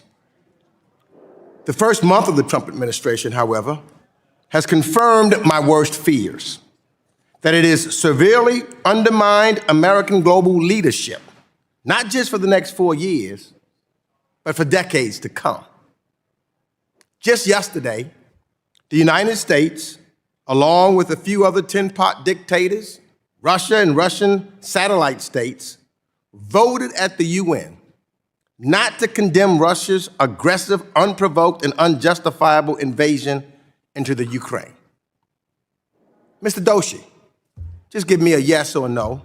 Do you believe it's in our interest to stand with Russia over Ukraine? To stand with Ukraine. And I would also ask, just yesterday I dropped a resolution. I would ask my colleagues on the other side of the aisle to join us on this resolution that just basically says because this is the third year of Russia's invasion into Ukraine. Join our resolution. All it says is that we condemn Russia's invasion of Ukraine, of which the UN tried to pass and we voted, or the administration voted against. Mr. Doshi, let me ask you another question this time, as you are an expert on China. Do you believe that China will read into our failure to stand up to Ukraine as it thinks about aggressive action against Taiwan or in the South China Sea? I'm always reluctant to say that credibility transfers like that. In this case, however, everything I've ever learned about the Chinese Communist Party tells me two things. First, they're disproportionately focused on the U.S. use of power. That is, if they think we're weakening, they're more bold. And number two, if they think domestically we can't rise to the occasion against Russia, they'll think we won't rise in defense of Taiwan. So if we don't stand for Ukraine, they will be emboldened in Taiwan, in the Taiwan Strait and the South China Sea. That is a strong belief that I have based on everything I've ever studied. Thank you for that. And what we have to do is let's review the record of our president and his positions on China. Back in 2017, he signed a deal to let ZTE Corporation off the hook despite their record of violating U.S. sanctions, which to this very day undermines telecommunication security around the globe. In 2020, he repeatedly praised Xi for the job he did regarding COVID-19, instead of criticizing China's secretive response and failure to allow an impartial investigation into the origins of the coronavirus. And since returning to office, President Trump allowed TikTok to continue to operate in the United States despite clear congressional intent to the opposite effect. Second, he has severely undermined economic trust in the United States among allies worldwide by aggressively threatening tariffs on our allies. This includes tariff threats on semiconductors from our close Taiwanese partners. He has allowed Elon Musk to decimate USAID, which is the tip of the spear of American soft power and goodwill around the globe. So, Mr. Doshi, do you think it is in the United States' interest to compete with China for commercial and soft power projects around the globe? Yes, I do. I do too. Mr. Miller, do you agree? Yes, absolutely. It's in our interest to compete. Mr. McMurray, do you agree? Yes, we need to make sure we can compete. And so now I'm hearing that the president wants to sign a big deal with China to get them to buy more of our commodities while allowing the PRC to build up its military and undercut our workers. All of this is encouraged by Elon Musk and others who have enormous business interests there. So let me be clear. I think we need to continue to trade with China, and I'm not supportive of the trend of stoking xenophobia or undermining our economy just to spite the PRC. But the Chamberlain policy of appeasement coming out of the White House is about self-enrichment, affinity for dictators, not America's economic growth or national security, and we should be competing with the PRC across the globe, not shutting down agencies. We should be cracking down on the China-Russia No Limits Partnership, not trying to join it. I yield back. The gentleman's time has expired. Gentlewoman from Missouri, Ms. Wagner, the chair of the Subcommittee on Capital Markets, is recognized for 5 minutes. I thank you, Mr. Chairman, for holding this vitally important hearing, and I want to thank our witnesses, certainly for being here today. Back in my home state of Missouri, it is estimated that 3 people lose their lives every single day from an overdose. I've heard from countless constituents who tell me about a neighbor, a friend, or family member who's lost their life due to an accidental overdose of fentanyl. Transnational criminal organizations, many of them based in China, make millions of dollars off the illegal production and trafficking of this deadly narcotic. The CCP knows this and is allowing it to continue. There are many different ways in which federal policy needs to be strengthened to combat this crisis, but to quote the testimony of one of our previous witnesses, financing serves as the oxygen for criminal networks. We must coordinate our government response to identify, isolate, and interdict the financing, manufacturing, and trafficking apparatus of fentanyl and its precursors from China through Mexico and into our neighborhoods. We must cut off the oxygen to these criminal networks. Mr. Cassara, can you describe how Chinese entities exploit both the Chinese and American financial systems to launder illicit funds gained through fentanyl trafficking? Being mindful of my time. Thank you for the question. I think one of the primary ways they undermine the integrity of our financial system is because they use a lot of methodologies and enablers that are Chinese-centric, and many of these are designed to bypass our financial transparency reporting requirements, meaning they use things like trade-based money laundering, underground financial systems, value transfers, mobile phone apps, these types of things that we are not set up to capture from our primarily money laundering countermeasures, financial intelligence. And in what ways is the Chinese government complicit in this illicit financing? Well, as you said yourself, China, the CCP, it's a command state. They are aware of what they're doing. They are aware of criminal triads and criminal organizations committing crime and laundering money. If they wanted to shut a lot of this stuff down, they could. Nothing happens in China, or for that matter, with their diaspora without their permission. And how does the United States government need to change or alter its current oversight or enforcement to ensure Chinese entities are not laundering funds in these illicit ways, as you've outlined, through American companies? Well, there's a number of things that I put in my written statement as far as recommendations, but if you're talking about, for example, underground financial systems, illegal or unregistered money remitter services, for example, we need to do a much better job of enforcing the fact that these companies need to be registered with FinCEN, and I think licensed in 49 of the 50 states. We're not ensuring that that's done. On his first day in office, President Trump issued an executive order to designate drug cartels as foreign terrorist organizations. Mr. Cassara, how will terrorist designations affect the flow of funds between China and drug cartels in Mexico? I think we have to wait a little bit to see how this plays out, but I think it will give the administration and the executive branch, including law enforcement and intel, and even our diplomatic corps, more tools to go after these organizations. And clearly that's the intention. Does this designation impact any potential U.S. intermediaries that the drug cartels use to launder funds? I think it depends on the specifics, but I think this is focused on those cartel organizations. If they use third parties or whatever, we'll see what happens. Are there stronger steps, sir, that Congress can take to disrupt these financial networks? I would go back to, again, some of the recommendations I put in my statement that I think we need to enhance and prioritize law enforcement. This is where they're most vulnerable, but we're not making cases. And there's a number of reasons for this. Some of it, we're just not aware of it. We don't have the tools. Most importantly, law enforcement doesn't have the resources. I thank you, and hopefully we're going to be getting them the resources here soon to dig even deeper now that we've designated them as terrorist organizations. My time's expired, Mr. Chairman, and I yield back. Gentlewoman yields back. The gentleman from Georgia, Mr. Scott, is recognized for 5 minutes. Ladies and gentlemen, China is taking advantage of us. They are looking at the United States now as weaker than ever.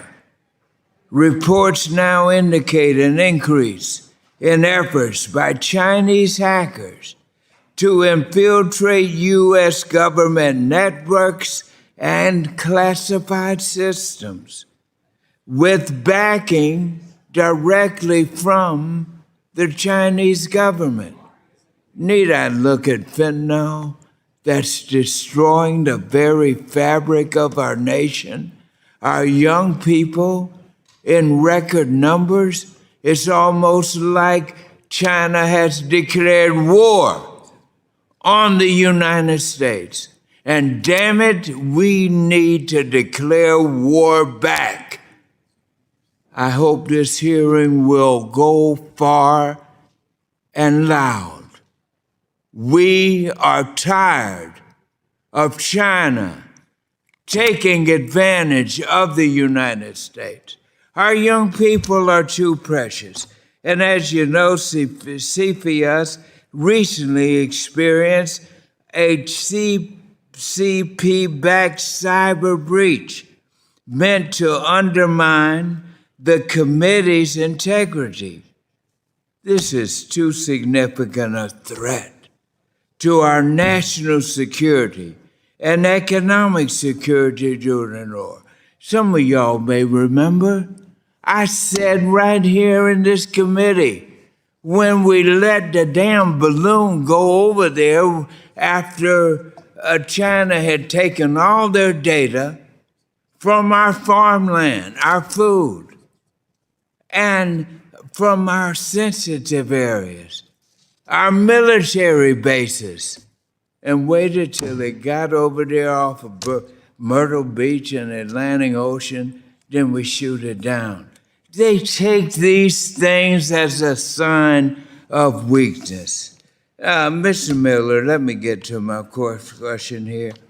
How effective has CFIUS been at reviewing, listen to me carefully, Chinese companies' attempts to invest in U.S. businesses, particularly involving critical infrastructure, large amounts of personal data, or sensitive technologies? Thank you for the question, Congressman. I think that the CFIUS investment review regime, has been effective, particularly in recent years at making those types of reviews, and particularly after CFIUS was revised after the via the FIRMA bill. Let me just interrupt you just briefly on that. I've got to get to this other question. I took too long on the first. But earlier this month, Congressman Frank Lucas and I sent a letter to Treasury Secretary Scott Bisson, signed by both Democrats and Republicans on this very committee, urging him to take a stronger, more proactive approach to embattling future cyber breaches. And I would like to insert the letter for the record, Mr. Chairman. Without objection. And now, our letter asks the Secretary to give a firm commitment to CFIUS would continue to move forward with longer review processes and detailed investigations of Chinese government-linked investments. So how can Treasury improve the parameters and oversights necessary in its service providers and refocus training to better identify potential Chinese cyber threats, particularly those targeting CFIUS? Thank you for that as well. We need to take all cyber threats very seriously, and that means starting with getting full visibility of the networks, including the networks at Treasury. Monitoring systems. As always, using a risk-based approach is really important, and also just using the tools that we have, the basic risk management tools, such as end-to-end encryption, multi-factor authentication, and logging. I mean, it sounds like a broken record because we say this all the time, but we need to do this. Gentleman's time has expired. I just want to end with this. It's very important that we understand China is targeting our food supply system. The gentleman's time has expired, and our national his closing remarks are so security noted. Thank you. Gentleman from Kentucky, Mr. Barr, the chair of the Subcommittee on Financial Institutions, recognized for 5 minutes. Thank you, Mr. Chairman. So last Friday, Mr. Miller, President Donald Trump issued an executive order titled America First Investment Policy. He also issued a national security policy memorandum in which he stated that we will adopt new rules to stop U.S. companies from pouring investments into China, stop China from buying up America, and allowing, at the same time, all of those investments that serve American interests. It seems to me this is exactly the right policy. This is the America First policy. It's the policy that says that investments that help advance our national and economic security should go forward, green light, and investments that undermine our national security should not go forward, red light. A red light, green light system. And I appreciate that because it's common sense, and this Congress has been focused on an outbound screening tool and legislation over the past several years. I introduced the Chinese Military Surveillance Company Sanctions Act, which was a sanctions entity-based approach. And then we also introduced the COINS Act at the end of the last Congress, working with the Speaker's office. It was a bipartisan effort and a bicameral effort, and we added an additional focus on specifically defined technologies. Now, what I have always said on this committee and on the Select Committee on the Strategic Competition with the Chinese Communist Party is that our advantage is that we're capitalists, and we allocate capital effectively and efficiently. Their disadvantage is that they're communists, and they misallocate capital. And this is perhaps why Chairman Xi's crackdown has actually backfired on the Chinese economy, and why U.S. venture capital deals have fallen in China by 87%, and by 2023, net foreign investment into China turned negative for the first time on record. But it's also true that U.S. investments made in China still are valued at about $127 billion. So I want you to address specifically this first comment you make in your written testimony, Mr. Miller, that overly broad investment restrictions could actually decrease economic security, and that policymakers should be mindful of the economic security value of outbound investments. Explain that a little bit. Thank you for the question, Congressman Barr. Yes, I think that in my experience anyway, I mean, companies absolutely want to and make their best efforts to comply with these regimes. But if the scope is overly broad, or it's not clear, it's not clear and defined as to what exactly the companies are supposed to be doing, it really does create some headwinds there in terms of compliance. I mean, I think specifically with respect to the outbound regime that you're talking about,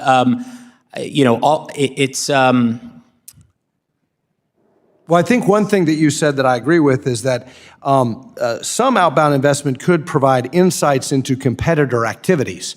Right. And so not all outbound investment is bad. I think clarity is very, very important. That's why I talk about why the president's approach, green light, red light, is the right approach. And that's what we tried to do in our sanctions bill. Sanctions do provide clarity. Companies know how to comply with it. And if properly defined in terms of these technologies, we can also provide private investors with clarity. There's also advantages of multilateralism with sanctions approach.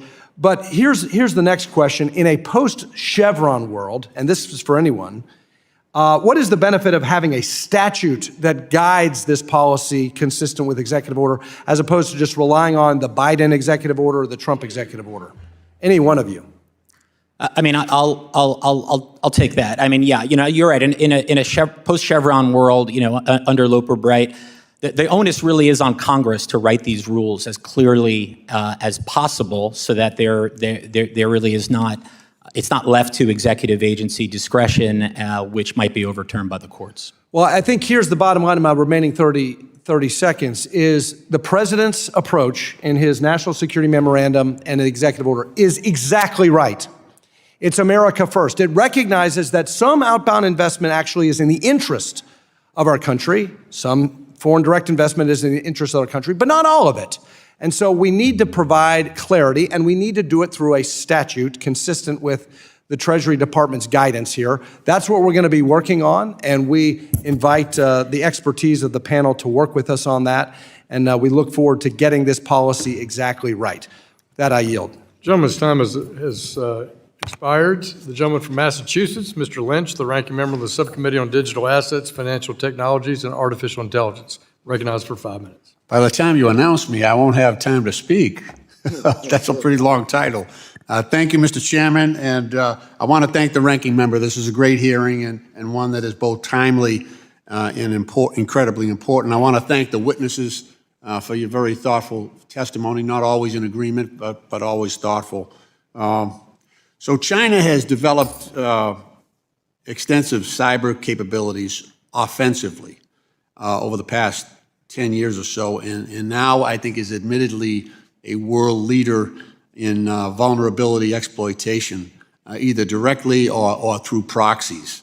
The Chinese government's targets in the U.S. have included infrastructure, our government agencies, companies, private organizations, and individuals as well.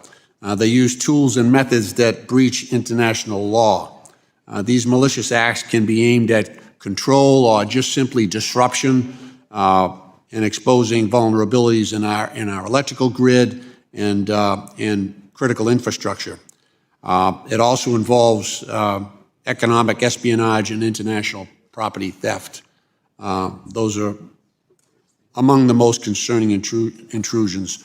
But most recently, China had a state-backed Chinese malicious cyber group.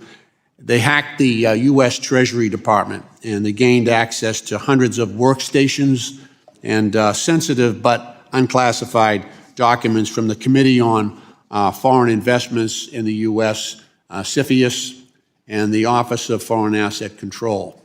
So with that backdrop, we have right now Elon Musk, who's got massive investments in China. He's got this gigafactory that produces, two of his most popular cars there. He's got billions and billions of dollars in investment in China. He's got employees there. He is now, inside Treasury and has had, at least for a while, before the judge stopped him, had access to United States Treasury payment systems. And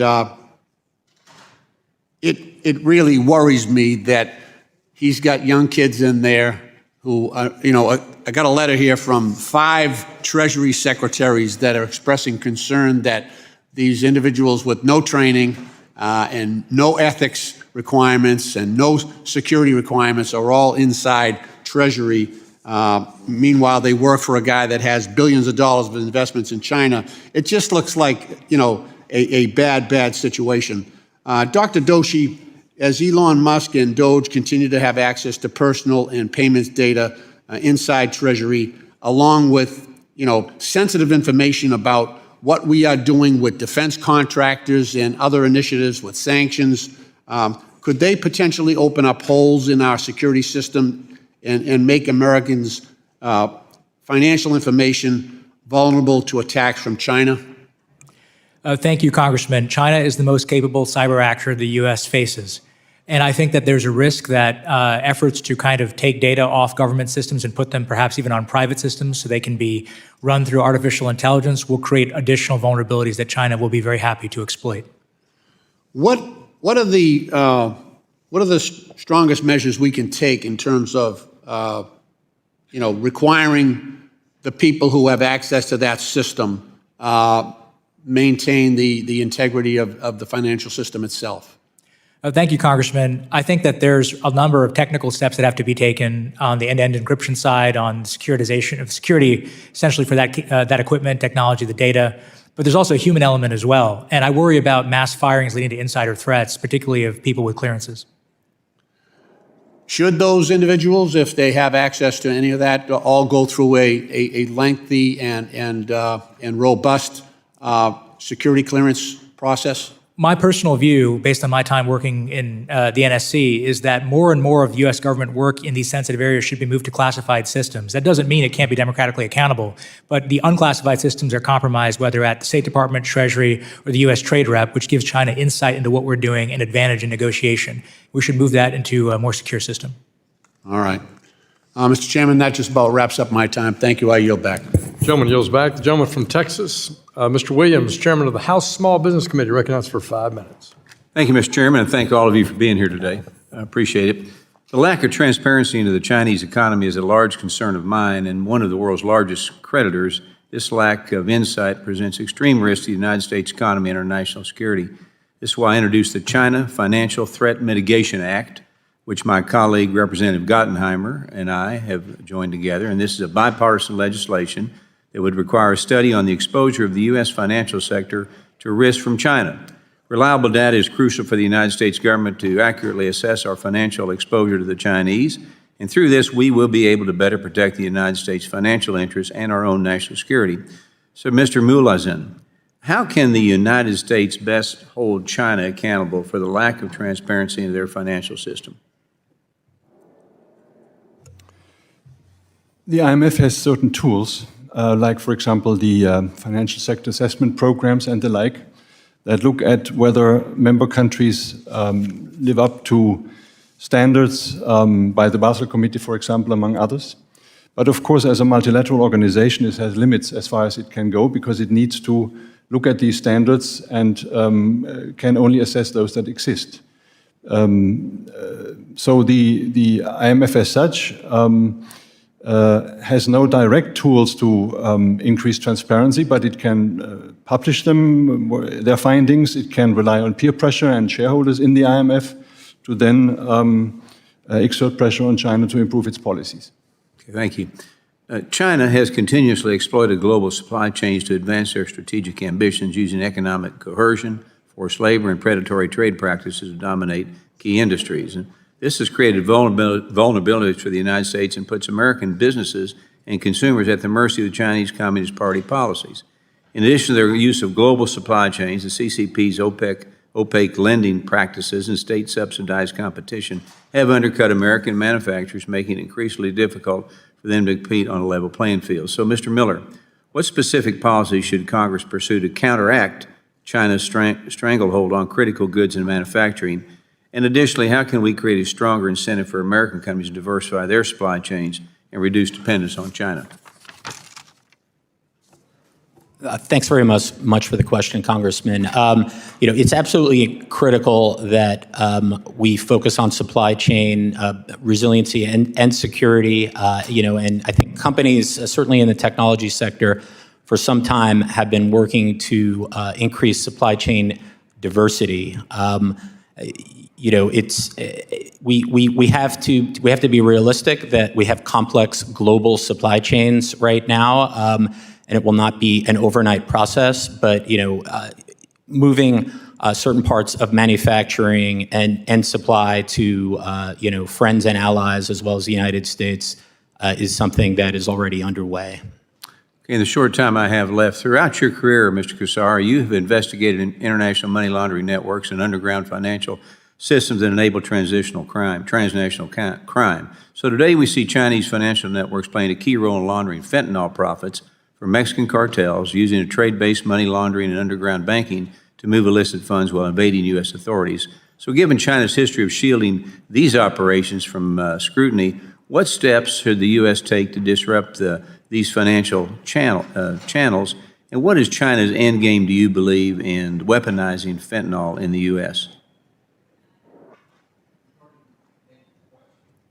Thank you for the question. Regarding fentanyl, I believe it is a form of asymmetric warfare that the Chinese are employing against the United States. Maybe some of this goes back to, the opium wars of a century or so ago. I think in effect, it's retribution. To answer your question about what can we do for underground financial systems, we could talk for a great length of time about this, but I think one of the most important initiatives that we came up with a number of years ago are trade transparency units, basically having customs information exchanged back and forth, just like the Egmont Group of Financial. Discover the ancient secret to vitality and longevity with Puretang Black Ginseng. Crafted from premium 6-year-old Korean ginseng, each root is carefully nurtured for over 2,260 days, undergoing a traditional 9-round handcrafted process of steaming and drying to unlock full potency and absorption. Experience pure natural energy with Puretang Black Ginseng. Order now at puretang.com. Focus on beauty, showcase nature, share kindness, feel brightness. 2025, the 5th NTD International Photography Competition. Capture the beautiful moments in your eyes. Your works will be showcased in galleries and on multiple online platforms, appreciated and collected. Please visit photo.ntdtv.com.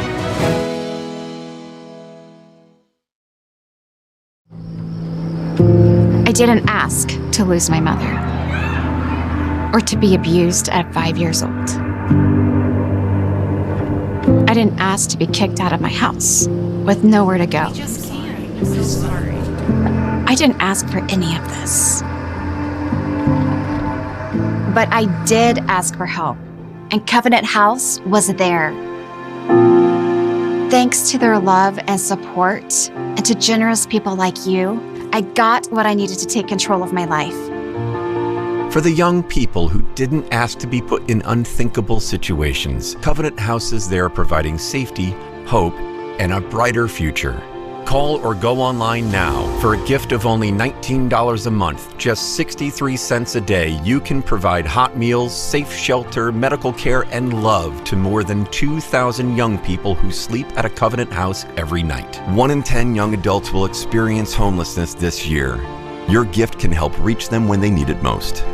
I didn't ask for my parents and my family to disown me. I didn't ask to end up in a homeless shelter. The beauty of it all is that I found Covenant House. The need is overwhelming, but your monthly support will make sure no young person is ever turned away. Call or go online right now to safeplacetosleep.org with your gift of just $19 a month. With your monthly donation, you'll receive this soft, comforting blanket as a reminder of the warmth and safety your gift will provide a young person tonight. Covenant House really helped me and really helped mold me into the woman I am today. If there's no Covenant House, where would I be today? Your monthly gift is urgently needed to reach young people in communities like yours who didn't ask to be put in unthinkable situations. Show them they're loved and not alone. Call the number on your screen or go online to safeplacetosleep.org.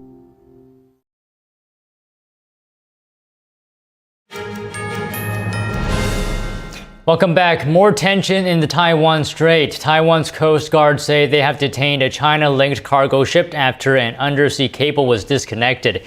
A statement from Taiwan's Coast Guard says the ship did not respond to repeated communication attempts. Soon after the ship dropped anchor, a Taiwan telecom company detected the internet cable was cut. The ship is registered in the African nation of Togo, but with Chinese funding and a Chinese crew. Taiwan's Coast Guard says the ship had lingered in waters near the cable since Saturday.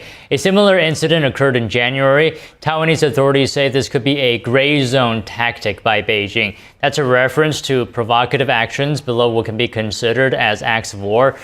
Taiwan's Coast Guard took the vessel and its crew to Taiwan and is investigating the matter.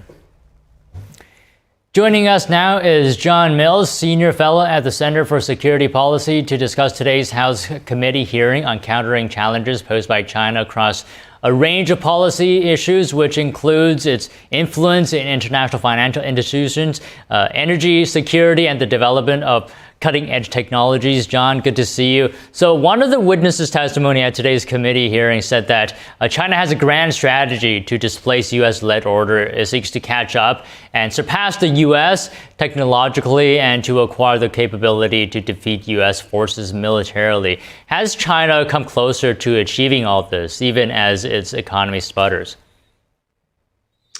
Well, thank you, Don. Yes, this is an absolute priority for China, and they have just shown just a relentless drive.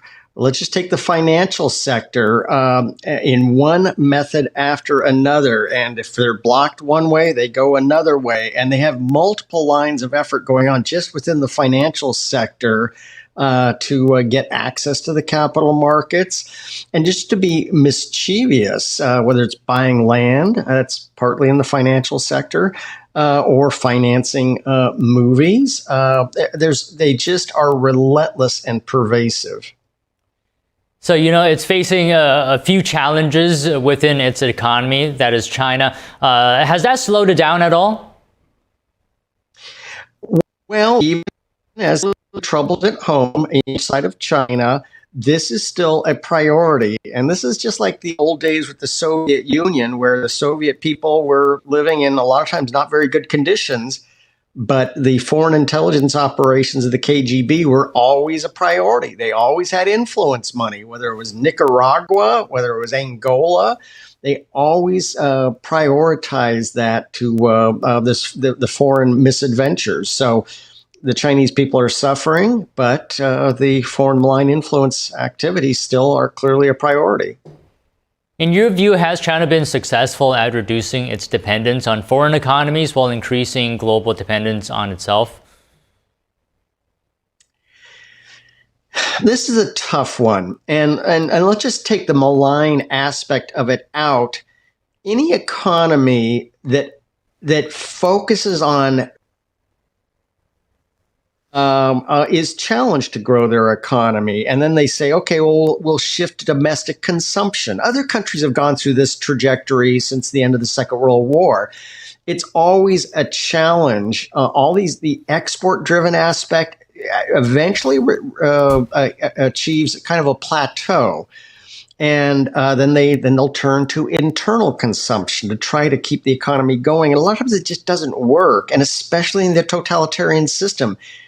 They've been reaping the benefits of low prices in their export products, which has gained them market share, but it only works up to a certain point. And I think China is really caught in that trap right now. Can you talk to us, what is China's level of control over global supply chains? Well, that's part of their multiple efforts to really displace the United States is global supply chains. Let's take rare earth metals. Let's just talk about that. Yes, China has a lot of the rare earth metals, but see, the United States doesn't have a rare earth metal problem. The United States has a rare earth metal processing problem.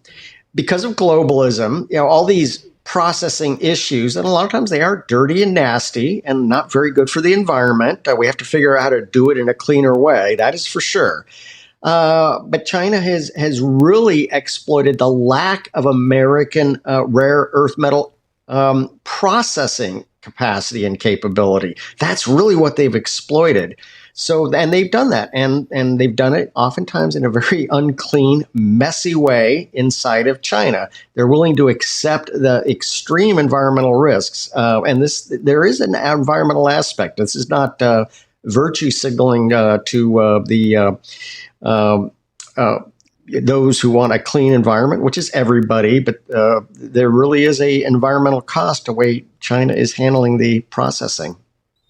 What about how effective have U.S. policies been at countering China's actions in all the areas we've talked about? Can you speak on that? Well, to date, and especially during the Biden administration, it's been very reactive. And I think we saw this over and over again with the Biden team is, yes, they would set sanctions, but you can't just set a sanction and walk away. The Chinese and the Russians are very mischievous and will find a way around it. And if you don't closely monitor these sanctions and constantly tune them to adapt to the end-around procedures of China, the sanctions are kind of, they have a very temporary impact. And China has been very, very good at this. So I think now that President Trump is back, Dr. Navarro and other like-minded officials, I think it's going to be very hard for China to get around them. So on the subject of trade, when we talk about unfair trade practices, how does China's trade policy differ from that of the U.S.? Well, their goal, it's not win-win. It's they win, everybody else loses. So there is no reciprocity this is what President Trump has been talking about so clearly is not free trade, but fair trade. And so this is clearly the civil military aspect has been this has been a weaponization of trade to win and just take home more and more manufacturing, refining, and making China the center of the universe for all these activities. That's been their goal. All right, John, that's our time today. Thank you very much for coming on. Don, thank you. For the round-the-clock original news coverage, watch us live at ntd.com/live or download our NTD app. We'll cover more stories right after this break.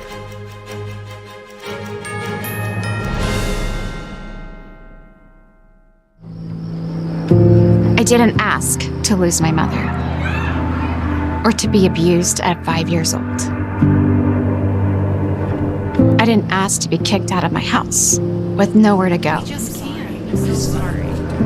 I didn't ask for any of this. But I did ask for help, and Covenant House was there. Thanks to their love and support, and to generous people like you, I got what I needed to take control of my life. For the young people who didn't ask to be put in unthinkable situations, Covenant House is there providing safety, hope, and a brighter future. Call or go online now. For a gift of only $19 a month, just 63 cents a day, you can provide hot meals, safe shelter, medical care, and love to more than 2,000 young people who sleep at a Covenant House every night. 1 in 10 young adults will experience homelessness this year. Your gift can help reach them when they need it most. I didn't ask for my parents and my family to disown me. I didn't ask to end up in a homeless shelter. The beauty of it all is that I found Covenant House. The need is overwhelming, but your monthly support will make sure no young person is ever turned away. Call or go online right now to safeplacetosleep.org with your gift of just $19 a month. With your monthly donation, you'll receive this soft, comforting blanket as a reminder of the warmth and safety your gift will provide a young person tonight. Covenant House really helped me and really helped mold me into the woman I am today. If there's no Covenant House, where would I be today? Your monthly gift is urgently needed to reach young people in communities like yours who didn't ask to be put in unthinkable situations. Show them they're loved and not alone. Call the number on your screen or go online to safeplacetosleep.org. Discover the ancient secret to vitality and longevity with Puretane. black ginseng. Crafted from premium 6-year-old Korean ginseng, each root is carefully nurtured for over 2,260 days, undergoing a traditional 9-round handcrafted process of steaming and drying to unlock full potency and absorption. Experience pure natural energy with Puretang Black Ginseng. Order now at puretang.com. Right now at Mathis Home, buy one Lazy Boy recliner, get the second one free. That's right, buy one recliner, get the matching recliner absolutely free. Recliner pairs start at just $7.99. It's your chance to save on the handcrafted quality and comfort that Lazy Boy is famous for. And get 2 great chairs for one low price. They're all in stock now with easy financing and fast free delivery. Buy one, get one free on Lazy Boy recliners, only at Mathis Home.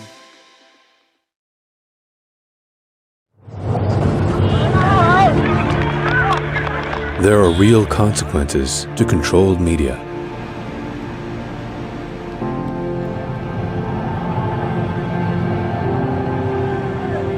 And NTD's founders know them firsthand. Our freedom of thought is the price. This is the lesson that guides us in everything we do. So there's the tear gas there. We know the value of a free society. And we take seriously the responsibility to preserve it. We are NTD.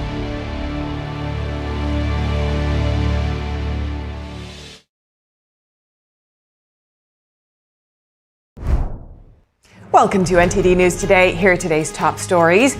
Will there be a delay on the House's big budget vote? Speaker Mike Johnson says he'll work until the final moment to secure consensus within his party.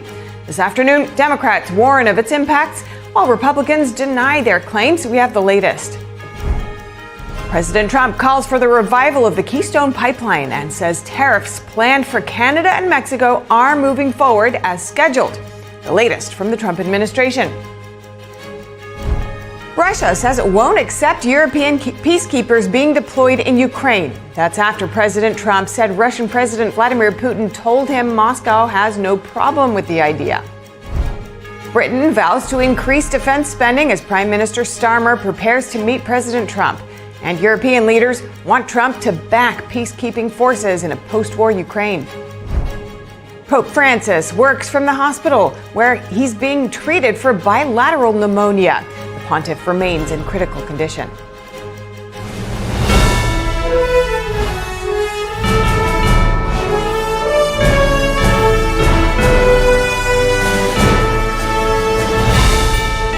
This is NTD News Today, live from our global headquarters in New York City.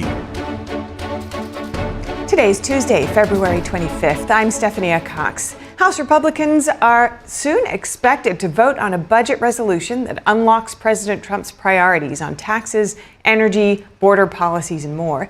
Moments ago, Democrats railed against the measure, warning about impacts on Americans, while House leadership works to dispel what they say are lies.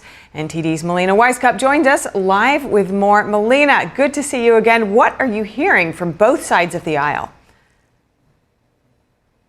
Hi, Steph. Good to see you again, too. So just this afternoon, a group led by the congressional progressives in Congress led a large group of advocates to raise the alarm on what they see as potential downfalls for Republicans' budget plans. Now, Democrats argue that they're going to include tax changes that will benefit billionaires. Meanwhile, they're going to pay for that through cutting social safety programs, like we've heard a lot about Medicaid, for example. Republicans, meanwhile, say that's simply not true. And they're saying if they don't pass this budget, in fact, Americans will see the largest tax increase in history. Listen to both sides of the aisle.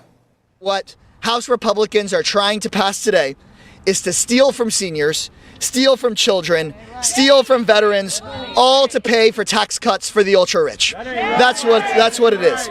They want to end Medicaid as we know it just to pay for tax breaks for guys like Elon Musk. The bottom line is their plan is billionaires get richer, everybody else gets screwed. According to Democrats, into all these horrible situations, there's only one problem. The word Medicaid is not even in this bill. And it's a permanent rate at 21%. So we're not talking about the big multinational corporations. They're lying.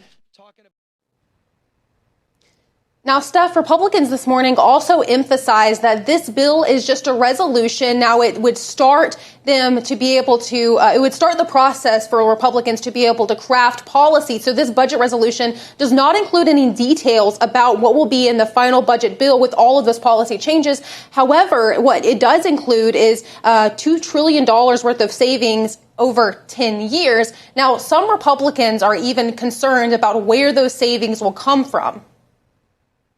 So Democrats and Republicans, of course, don't agree on this measure, but there also seems to be some split within the Republican Party as well. What can you tell us about that and how it will impact the overall vote potentially? Right. So like I just mentioned, some Republicans are quite concerned about where the savings will come from. I mean, just for an example, $800 billion is going in this resolution framework is going to come out of the energy and commerce area. That includes social safety net programs like Medicaid. So some Republicans, especially in those moderate swing districts, are really concerned that beneficiaries will be impacted. Although, like I said, the framework doesn't specifically address Medicaid, like Leader Scalise said as well earlier. However, they're just wanting to get some reassurances that when they do start crafting that legislation, those cuts specifically will not be in there. So they're trying to work with leadership on this and just get those assurances right now. Now, how this could impact the final vote, remember, Republicans have a very, very slim majority, Steph. Speaker Johnson can only lose one vote or else this whole thing falls apart. And when Republicans were coming out of their closed-door meeting this morning, Congressman Thomas Massie, which is one of those no votes, or he was undecided before, but he said that meeting actually solidified his no vote. So just to put that into perspective, if Massie votes no and one other Republican votes no, this bill could very well tank. And because of that, Speaker Johnson is now wavering on whether or not he's going to even hold that vote tonight at 6 p.m. as scheduled. Listen to Johnson. We are going to do this methodically. We're going to do it in a very responsible manner, and we're going to achieve these goals. And we'll be working with all the members throughout the day to get to that. There may be a vote tonight. There may not be. Stay tuned. So like you just heard from Johnson, Steph, even if that vote is delayed from tonight, he's still aiming to get it done by sometime this week. So we'll have to wait tonight and see if that actually happens, as well as later in the week. If it's not able to be resolved tonight, we'll be looking out for that vote as the week continues. Steph, back to you. Sure. Watching closely as always. Thank you so much, Melina. And President Trump is holding firm on tariffs for Canada and Mexico, saying they're moving forward as planned. Meanwhile, he's pushing for the revival of the Keystone XL pipeline with promises of swift approvals. NTD's Daniel Monahan has more on that and the latest on a debate stirring email to federal workers. President Trump said Monday that tariffs planned for Canada and Mexico are moving forward as scheduled. Trump made the comments during a joint press conference with French President Emmanuel Macron at the White House. Trump previously signed an executive order to impose 25% tariffs on all imports from Canada and Mexico, which were set to take effect on February 4th. However, he agreed to pause the tariffs for 30 days, following last-minute phone calls with the leaders of the two nations. The agreement was that the two countries would use the time to take additional border security measures. Turning to energy, Trump said on Monday he wants the Keystone XL pipeline built and promised easy approvals and an almost immediate start for the project. The pipeline was opposed for years by environmentalists before its permit was revoked by the Biden administration. It would bring oil from Canada's western tar sands to U.S. refiners. President Trump Monday also addressed an email demand by his advisor Elon Musk, telling federal workers to list their accomplishments in the past week. Trump called the email great. Because we have people that don't show up to work and nobody even knows if they work for the government. The Office of Personnel Management has informed federal agencies that their employees can choose to respond or ignore the email. It says any response is voluntary, and not responding to it will not be considered a resignation. The guidance came after Elon Musk said in a Sunday post on X that failure to respond would be taken as resignation. Musk later wrote on X that people will be given another chance to respond, subject to the discretion of the president, but then doubled down on the firing threat, writing, failure to respond a second time will result in termination. Some Senate Republicans have taken issue with the threat of layoffs.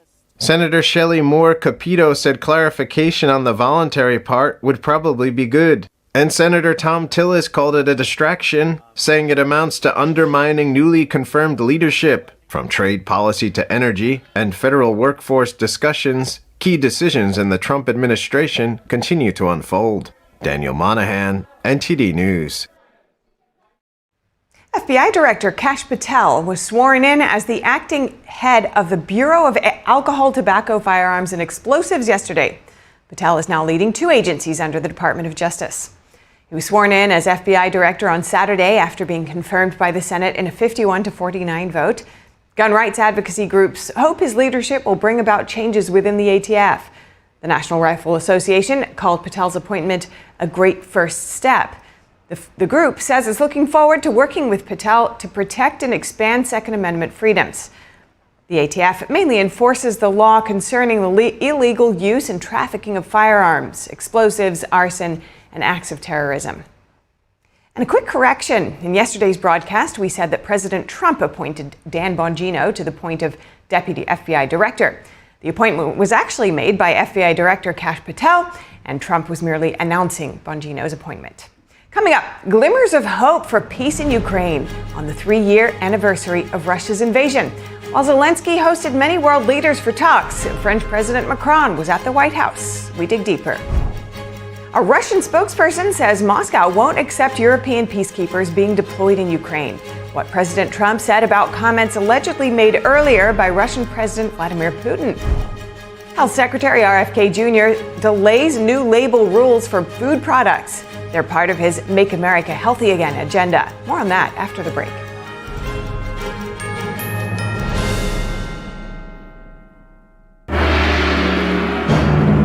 What has lasted 5,000 years was once almost lost. Now,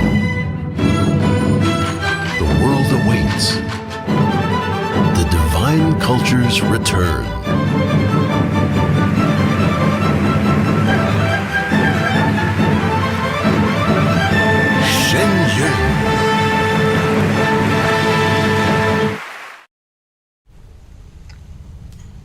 Hey, boss. Okay? Yeah, I'm good. You sure? I said I'm fine.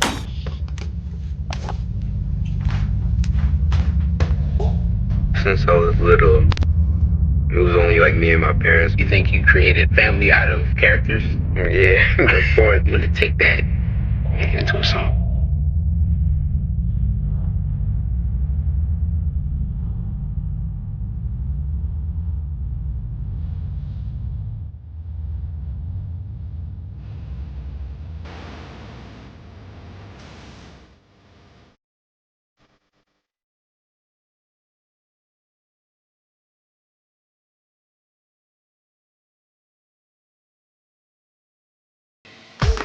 Jason, Hey, Bob. you can talk to me. It's been really, really hard for me. Say goodbye to harsh, bitter coffee and hello to a delicious, smooth brew. With specialty quality beans, expertly roasted in-house, you'll taste the difference with every sip. Fermented with a blend of 50 enzymes, Days Coffee delivers a rich brew like no other.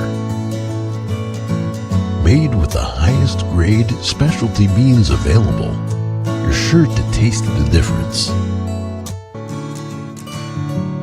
Elevate your morning with Days Enzyme Fermented Coffee. Divinely inspired traditional oil painting inspires compassion. Artwork created in truth and beauty illuminates a path to goodness. Rediscover traditional art, revive classical culture. We warmly invite oil painters from around the world to participate in the 7th NTD International Figure Painting Competition, a celebration of classical realism. Please visit oilpainting.ntdtv.com.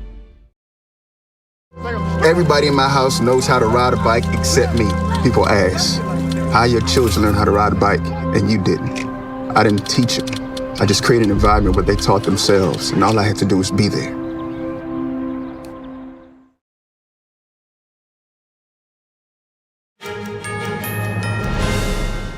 Welcome back. We turn now to the road to peace for Ukraine.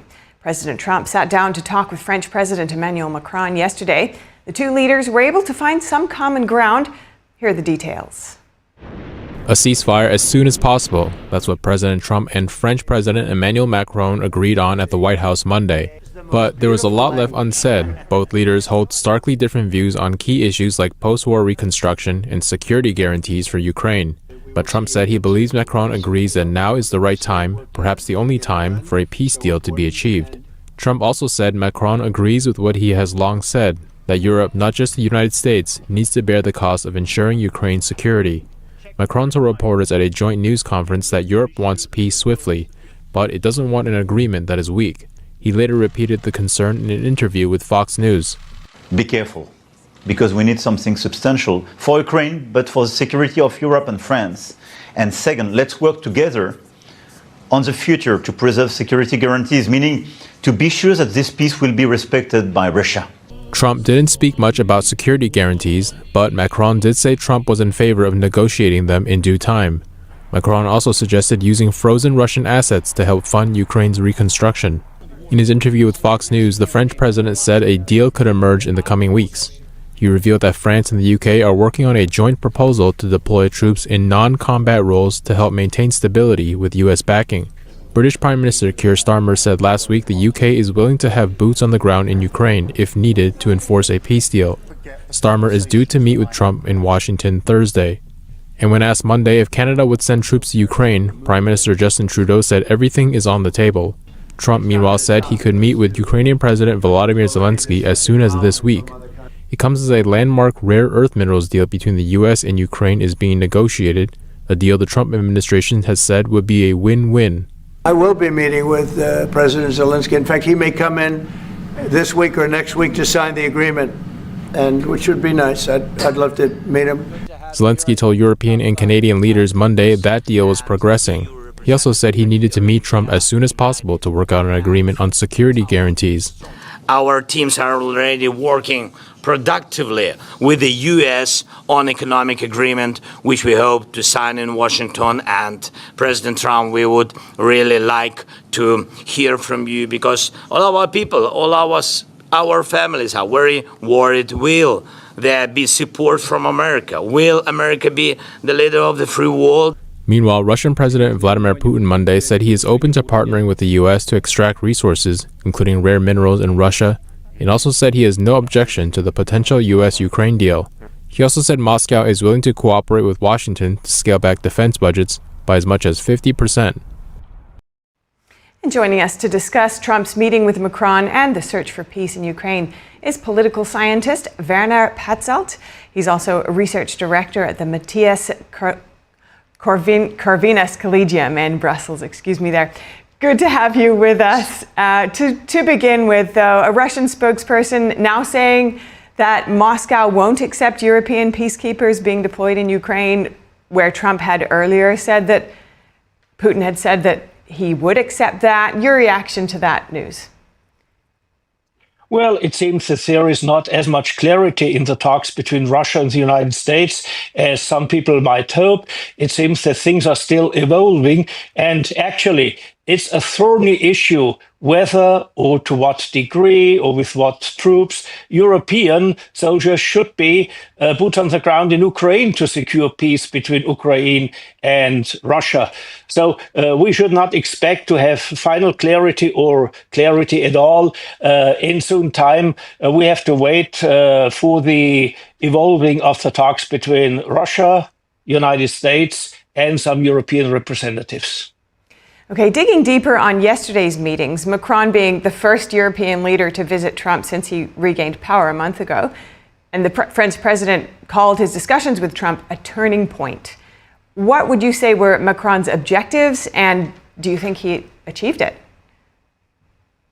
Well, of course, a French president always needs to make a an important impact. And if the French president goes to the White House, then of course this needs to be a turning point in the problematic relationships between the Trump administration and European decision makers. Of course, different from the German situation, France has a government, has a head of state who can enter in negotiations. And since the Europeans are very concerned about the result of the talks between Russia and the United States, it has been important to have a top political figure of Europe talking with Donald Trump to find out about the ideas of this administration in coming to a peace settlement with Russia. Because we never must forget that the main problem is the relations between Russia and the United States, and only a secondary issue is the fate of Ukraine. Indeed, the EU leaders have been on edge as President Trump has engaged Putin in talks bilaterally without initially involving Ukraine or waiting for an EU or NATO coalition to get involved. But Macron did praise Trump yesterday, yet he emphasized the need for security guarantees so that Russia doesn't simply renege and resume aggression. So what do you see as the main foundations here for a peace deal that will be acceptable to all sides? The main foundation is what I've already been referring to.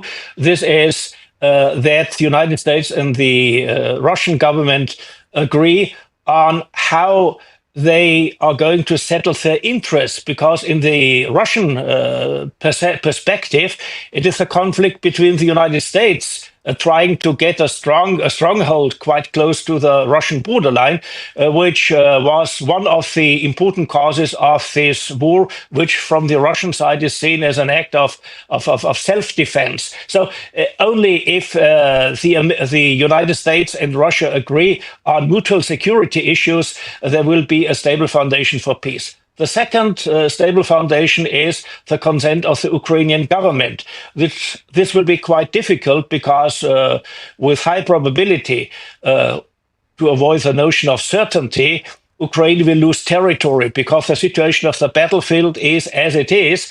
And in order to get a stable peace, one must not ignore what has happened on the battlefield. So the interest of Ukraine, or the interest as Ukraine is defining her own interests, is important. The third element is that the rest of Europe needs to be satisfied with any possible solution. After all, Ukraine is a part of Europe. Whether becoming a member of the EU is a different issue, but Ukraine is a matter of European policy making. And one of the major concerns of the EU states is that having some form of victory in Ukraine might be an invitation for Russia to proceed further west with reconstructing the former Soviet empire. So these are the three elements. Common interest of Russia and the United States, the interest of Ukraine needs to be accepted, or at least the core interests, and the rest of Europe needs to be integrated somehow in a stable, hopefully stable peace settlement. Now, expanding this vision a little to China, Trump has been re-engaging Putin, of course, but meanwhile, the Russian president has held talks along the way with China's President Xi Jinping, and Xi reassuring Putin of their so-called no-limits partnership. Where does China fit in with Trump's actions on the Russia-Ukraine war? Since we are at the beginning of a major conflict between the United States and China about global political issues, it is important for China to have a reliable relationship with Russia, and taking China into the equation when it comes to the settlement of geopolitical issues between the United States and Russia is of course wise. Nobody can ignore China in global politics, and since we return to an age where global players are shaping global relationships, it is quite clear that Russians, Americans, and Chinese need to negotiate with each other on issues, even if they are only on the European continent. Much to speak about here, and there will be more to come, I'm sure. Thank you so much for your time today, Werner Patzelt, political scientist. Great to speak with you. Thank you. Next, the Trump administration is working to maintain one of the U.S.'s most important partnerships in the Middle East. Defense Secretary Pete Hegseth met with Saudi Arabia's Defense Minister, Prince Khalid bin Salman, at the Pentagon yesterday. The Saudi Defense Minister's visit comes after the kingdom recently hosted U.S. and Russian officials to discuss the war in Ukraine. In a post on X, Hegseth said the U.S. and Saudi Arabia would continue to work together to pursue security and stability in the Middle East and to strengthen their partnership. Hegseth will travel to Guantanamo Bay for a briefing on all mission operations today. The Pentagon says the update will include the ongoing operation to transfer migrants to the naval base in Cuba. And the U.S. State and Treasury Departments imposed new sanctions on Iran yesterday. They are aimed at the country's petroleum and petrochemical sectors. They target more than 30 individuals, entities, and vessels involved in the illicit trade of Iranian oil. The move reinforces America's stance against Iran's funding of terrorist organizations and its destabilizing activities across the Middle East. U.S. officials also warned that foreign financial institutions and shipping companies could face secondary sanctions. They cautioned against engaging in transactions with certain entities. Changing track now, Vivek Ramaswamy is running for the governor of Ohio. Here's the former Republican presidential candidate speaking in Cincinnati yesterday. I will lead Ohio to be the top state in the country, where patriots across America actually flock to instead of Florida and Texas. I will lead Ohio to be the state of excellence in America. Ramaswamy touted Ohio's fertile farmland, natural resources, and industrial and aviation achievements. The former co-leader of DOGE called for DOGE-like reforms in slashing red tape. Ramaswamy said he would lead the state of Ohio to become a destination for business growth and raising a family. And Florida Governor Ron DeSantis declined to endorse Representative Byron Donalds as his successor yesterday. Instead, he indicated his wife, Casey DeSantis, could make a strong candidate to lead the Sunshine State. The governor noted that President Trump had just recently entered office and will need the support of every Republican in Congress. DeSantis ran against Trump in 2024 before dropping out and endorsing the president. Donalds represents Florida's 19th district in the House of Representatives. He has not yet launched a gubernatorial bid. Trump said if he does, the congressman would have his, quote, complete and total endorsement. DeSantis took office in 2019 and has reached his term limit. Casey DeSantis has not yet announced a campaign. However, she has not ruled one out either. And a federal judge has denied a request from the Associated Press to restore them full White House access. The case stems from President Trump's administration barring AP journalists for referring to the Gulf of America as the Gulf of Mexico.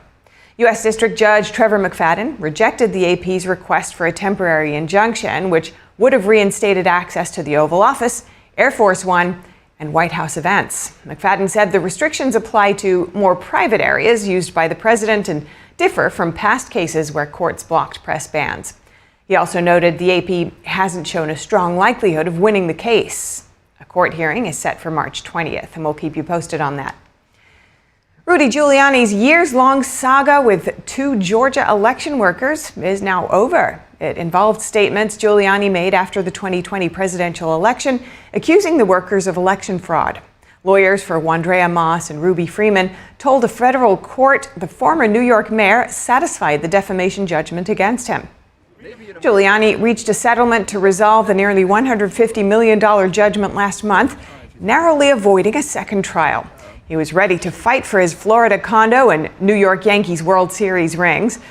The settlement is not public, but Giuliani kept his possessions and his New York and Florida homes. The former Trump attorney also agreed to never talk about the women in a defamatory way. Giuliani was held in contempt of court twice this year for noncompliance during the debt collection process. And Health Secretary Robert F. Kennedy Jr. has ordered the delay of a new rule updating the definition of healthy on food product labels. The new Food and Drug Administration policy will not go into effect until April 28th. Here are some of the rules. Vegetable products must have at least half a cup of vegetables to be labeled healthy. When it comes to dairy, items must have at least 2/3 of a cup of dairy to meet the updated requirements. Proteins such as eggs and some oils can also be labeled healthy under the rule. Kennedy was recently confirmed by the Senate. He campaigned as an independent presidential candidate before dropping out and endorsing Donald Trump. A Listeria outbreak has been linked to frozen shakes distributed in nursing homes and hospitals nationwide. The outbreak goes all the way back to 2018. Reports show a total of 38 infected people in 21 states. 12 people have died. The Food and Drug Administration could not identify the source of the infections for years. The agency restarted its investigation last year and ultimately discovered a plant that produced the supplement shapes was the source of the Listeria. 4-ounce Lions Ready Care and Cisco Imperial frozen supplemental shakes are now under recall. They are manufactured by Prairie Farms Dairy. Listeria is the third leading cause of death from foodborne illness in the United States. The investigation is ongoing. U.S. consumer confidence deteriorated at its sharpest pace in over 3 years in February, while 12-month inflation and expectations surged amid worries that tariffs on imports would drive up prices. The conference board said today its consumer confidence index dropped 7 points to 98.3 this month. The third straight monthly decrease pushed the index to the bottom of the range that has prevailed since 2022. Average 12-month inflation expectations jumped to 6% from around 5% in February. We're learning more about the case against Bryan Kohberger, the man accused of fatally stabbing 4 University of Idaho students. The new information comes from an unsealed transcript of a hearing on whether to suppress genetic genealogy and evidence. The defense claimed investigators acted inappropriately when using investigative genetic genealogy to try to isolate a suspect. Here are some of those newly revealed details. Only one person's DNA was detected on a knife sheath. A detective learned Kohberger's name only after the genetic genealogy, more than a month after the killings. A genetic genealogist expert testified the FBI admitted they had used a database off limits to law enforcement. Prosecutors did not directly respond to that claim during the hearing. And ultimately, the judge did not suppress the genetic genealogy evidence. Kohberger's trial is expected to begin in August. Prosecutors have said they will seek the death penalty if he's convicted. Police in California arrested a person yesterday and seized a huge stash of child pornography. The stash contained more than 120 terabytes. That's more than 14,000 hours of high-definition video, or countless numbers of images. Investigators also found 20 computers, a server, and several anti-forensic and hacking tools. Photos shared by the Solano County Sheriff's Office indicate the home was an RV trailer. Authorities believe the suspect was distributing and selling the content. Changing track, Denny's is adding an egg surcharge at some of its locations amid shortages and higher egg prices. The diner chain declined to specify the exact amount of the surcharge. Denny said in a statement, pricing decisions are being made restaurant by restaurant. Denny's isn't the only restaurant attempting to cope with the egg supply shortage. Waffle House recently added a 50% price hike for meals that include eggs. Major retailers, including Costco and Trader Joe's, have had to take action as well, imposing limits on how many eggs one customer can buy. The Federal Aviation Administration has agreed to use SpaceX's Starlink internet system to upgrade information technology networks. SpaceX is a privately held company greatly dependent on federal contracts, primarily from NASA. Starlink satellite internet provides service for government and private customers around the world. The contract comes while SpaceX CEO Elon Musk is leading efforts to make deep cuts in federal government spending, including staffing cuts at the FAA. Details of the SpaceX contract were not revealed. Still to come, Pope Francis works from the hospital where he's being treated for bilateral pneumonia. The pontiff remains in critical condition. Britain vows to increase defense spending as Prime Minister Starmer prepares to meet President Trump. And European leaders want Trump to back peacekeeping forces in a post-war Ukraine. And the State Department unfreezes $1 billion worth of defense aid to Taiwan and the Philippines. More on U.S. strategic policies for the Indo-Pacific in the face of communist China. That's coming up.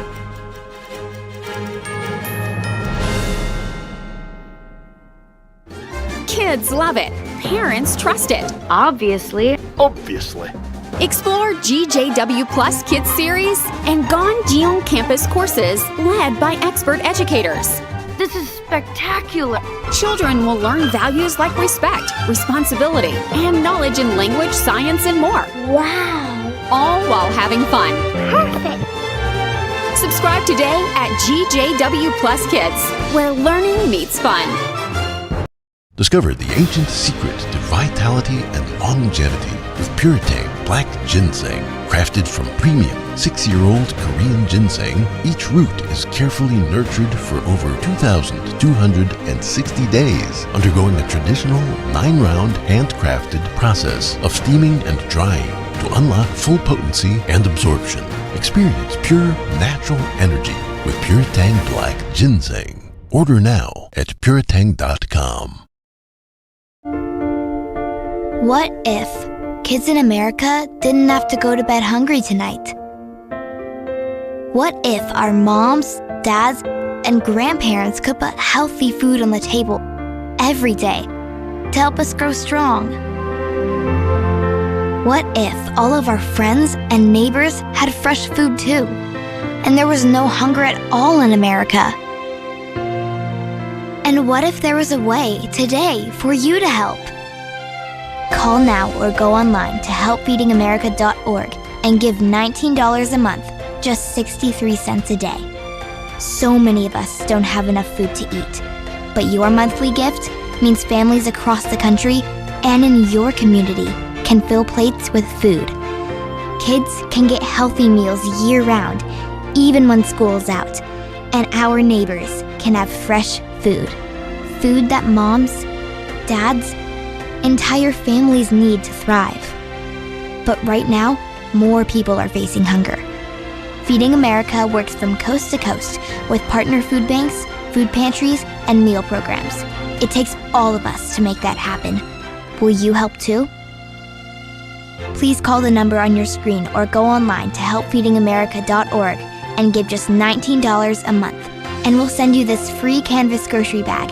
It's our way of saying thank you for helping to end hunger for our neighbors.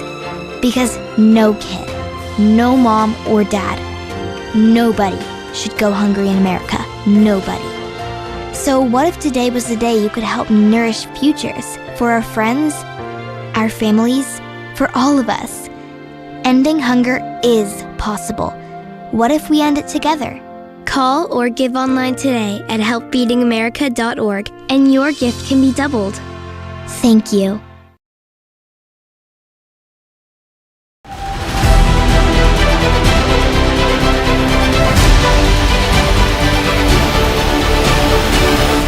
I'm Stephanie Cox, and this is World Watch. Pope Francis carries out work duties despite health issues. An American teen was arrested in France for throwing a newborn baby out of the window, and a long-awaited national dialogue conference starts in Syria. First up, Pope Francis is working from the hospital as he continues to battle respiratory problems. The Vatican said he was eating normally and moving around. The pontiff nevertheless remains in critical condition with bilateral pneumonia. The 88-year-old was spending his 12th day at Rome's Gemelli Hospital. It's the longest hospital stay of his nearly 12-year papacy. The Vatican said France met his second in line and his deputy yesterday. They discussed several pending cases for sainthood. The Vatican also announced new appointments that would have needed the Pope's approval. Italian Prime Minister Giorgia Meloni visited Francis last week. On to South Korea, where the industry's minister will travel to Washington, D.C. this week to lobby for an exemption from steel tariffs. The ministry said discussions will focus on ways to boost cooperation in energy and shipbuilding.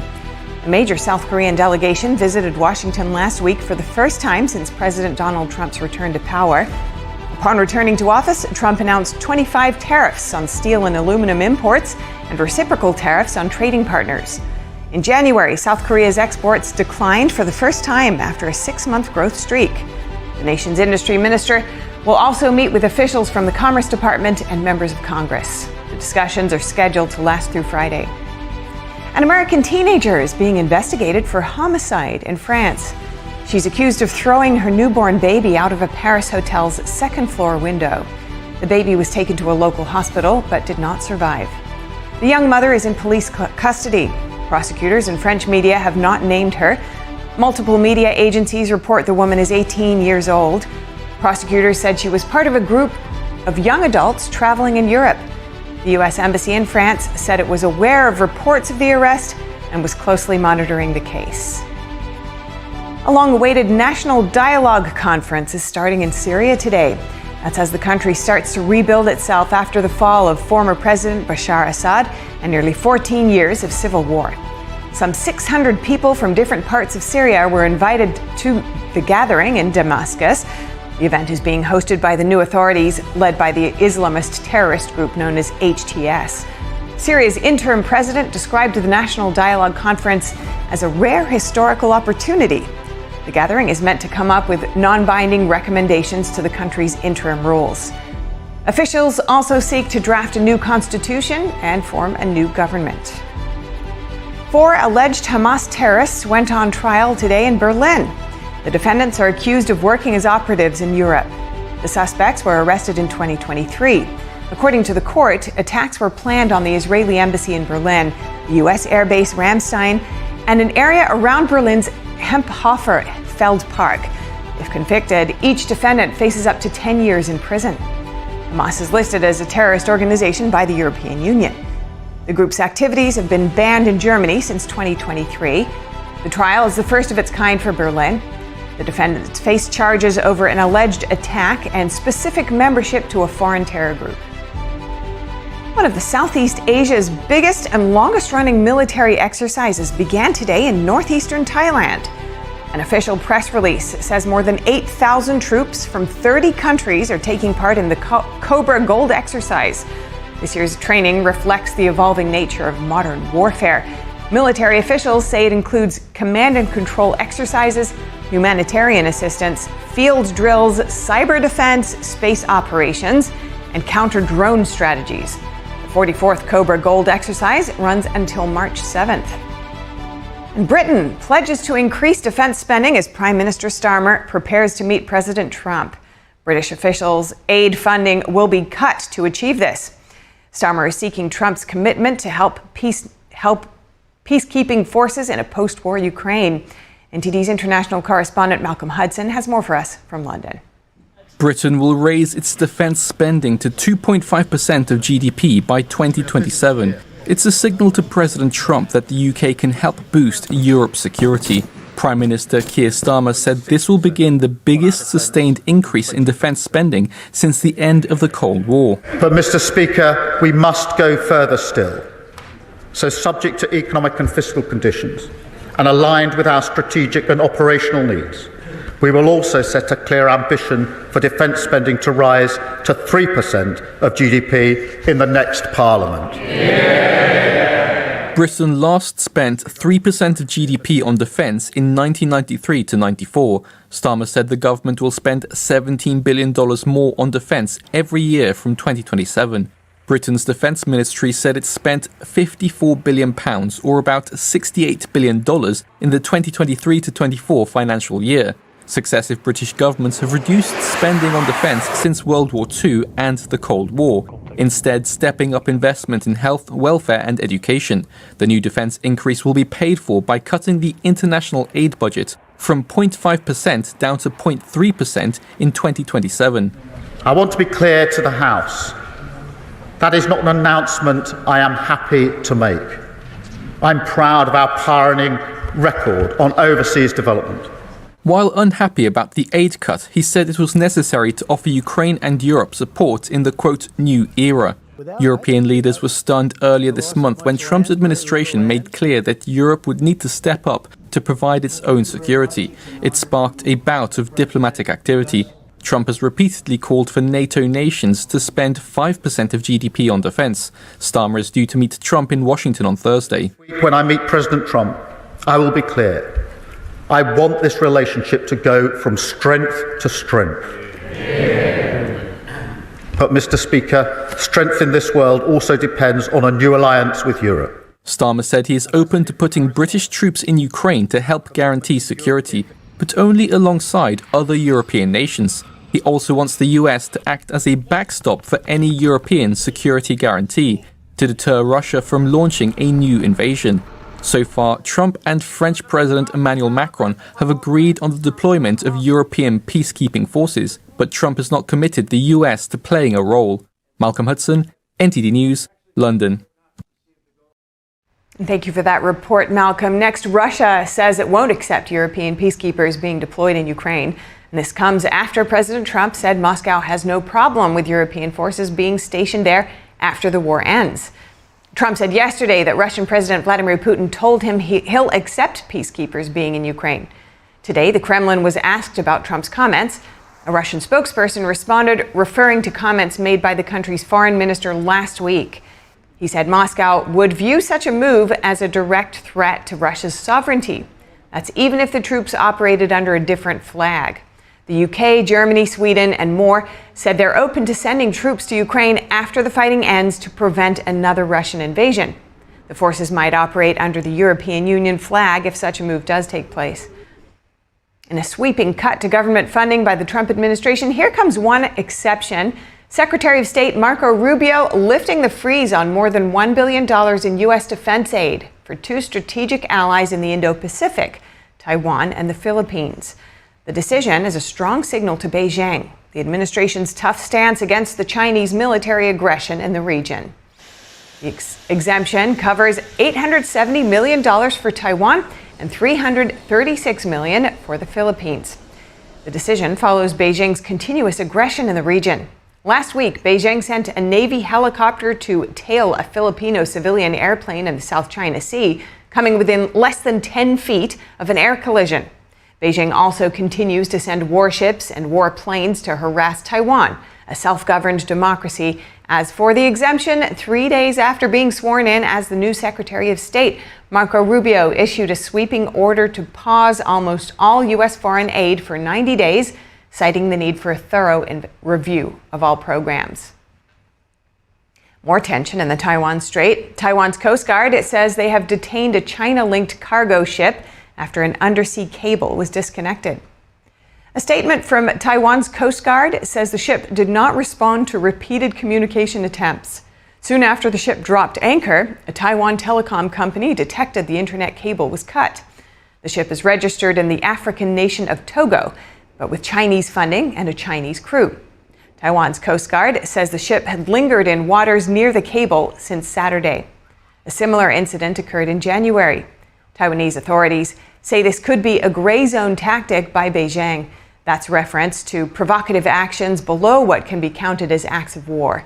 Taiwan's Coast Guard took the vessel and its crew to Taiwan, and they're investigating the matter.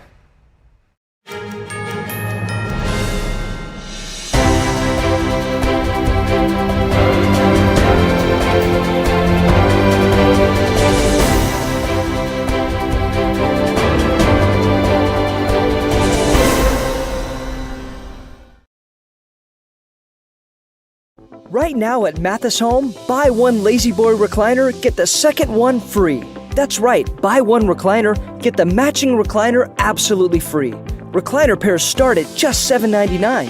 It's your chance to save on the handcrafted quality and comfort that Lazy Boy is famous for. And get two great chairs for one low price. They're all in stock now with easy financing and fast free delivery. Buy one, get one free on Lazy Boy recliners, only at Mathis Home. Shenyun Creations, the streaming platform from Shenyun, featuring world-class dance, past programs, and all original music.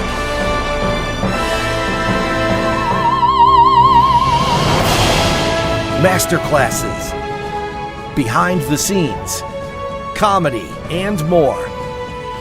Explore shenyuncreations.com. Hi friends, Richard Karn here.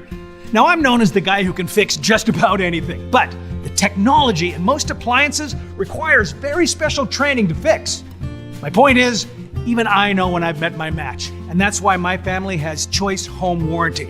so we won't get stuck with high-priced repairs. Choice Home Warranty covers over 25 major home systems and appliances. That's your AC, heating, plumbing, kitchen and laundry appliances, and so much more. Imagine for less than a cup of coffee a day, Choice Home Warranty can help protect you from expensive major system and appliance breakdowns that your homeowner's insurance doesn't cover. But you have to call now before it's too late. Every homeowner should have Choice Home Warranty. Your homeowner's insurance is not going to cover your appliances. Washing machine, dryer, refrigerator, air conditioner. If I had any issues arise, they were able to take care of it immediately. Now, homeowner's insurance won't protect you when your home's major systems and appliances break down due to normal wear and tear. But Choice Home Warranty will. They can help cover repairs and replacements. Choice Home Warranty is the best warranty we've ever used. It would save you so much money in the long run. Hey, I'm not the only one raving about Choice Home Warranty. They were named a Best Home Warranty Company and Best Claim Service by U.S. News 360 Reviews. Call Choice Home Warranty now and get access to a nationwide network of over 15,000 technicians and the latest appointment setting technology so you'll know when they're on their way. If I have an issue with an appliance or something around the house, I just call up Choice Home Warranty and I don't have to worry about that. So, do what this old DIYer did and call Choice Home Warranty now before something breaks down. Tell them I sent you and get your first month free. Call Choice Home Warranty before it's too late and get protection for your heating, AC, plumbing, kitchen and laundry appliances, and more. Call for your free quote today. Call in the next 5 minutes and get your first month free. 800-360-6782. 800-360-6782.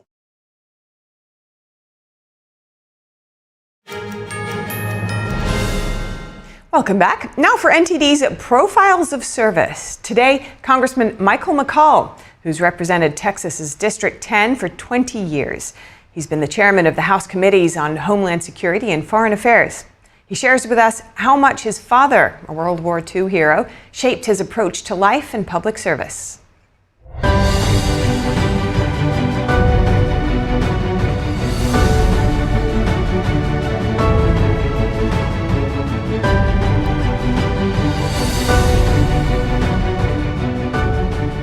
What can I do to make it better for the next generation? Because they did it for me.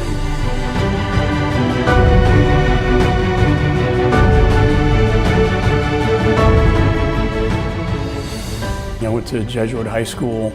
They taught me, a man for others is the motto. And of course, my father, you can see in this office, served in the United States military. He was a bombardier on a B-17 in World War II. And that whole generation and what they did for my generation has always inspired me. And that's been really the way I look at things up here is what can I do to make it better for the next generation, because they did it for me. And that's your moral clarity in life. I think when my father passed away at a relatively young age, and I was 23 at that time, I realized how little time we have here. Ironically, his death taught me a lot about how to live life. And I decided when that happened, I was going to make a difference in a strong way. I had a constituents who lost their children to childhood cancer. Now, I'm kind of a national security foreign policy guy, but I was very moved by their stories. And I founded the Childhood Cancer Caucus over 15 years ago. And since that time, we've passed major legislation to help these children that at that time were not getting very much attention. Having been able to serve, be elected by my peers to chair both the Homeland Security Committee and the Foreign Affairs Committee has been one of the highlights of my professional career, but also what I was able to do with those chairmanships, and that was I made them productive.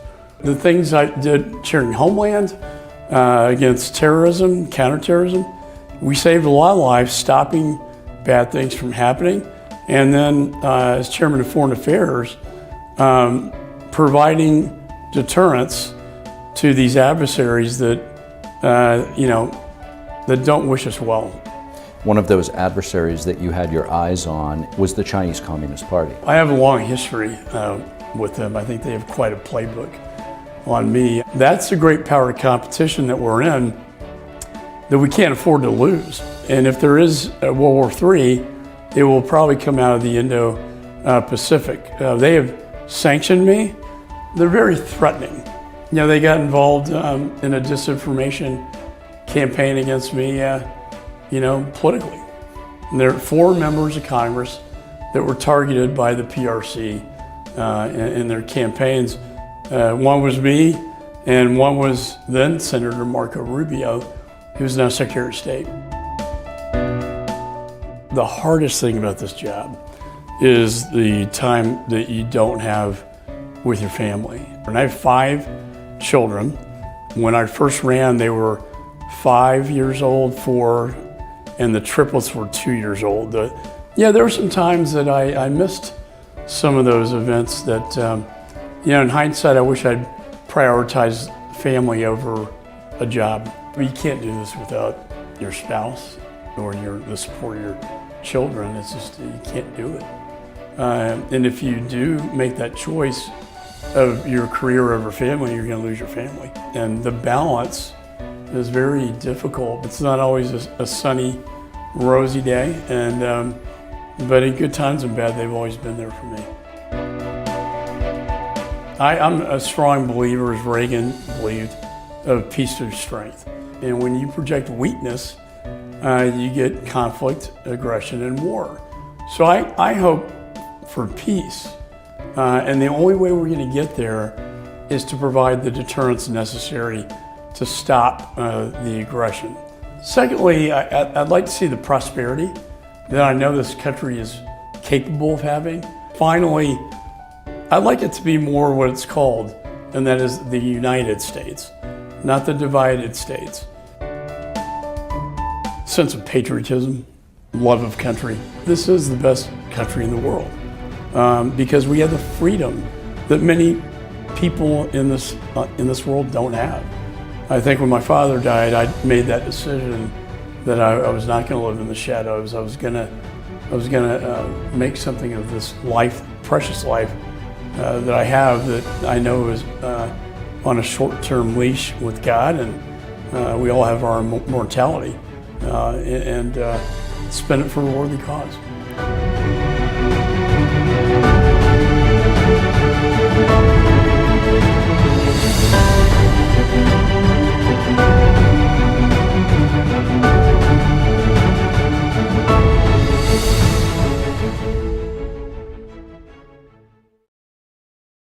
And we'll be broadcasting the White House briefing right after this break, so stay tuned.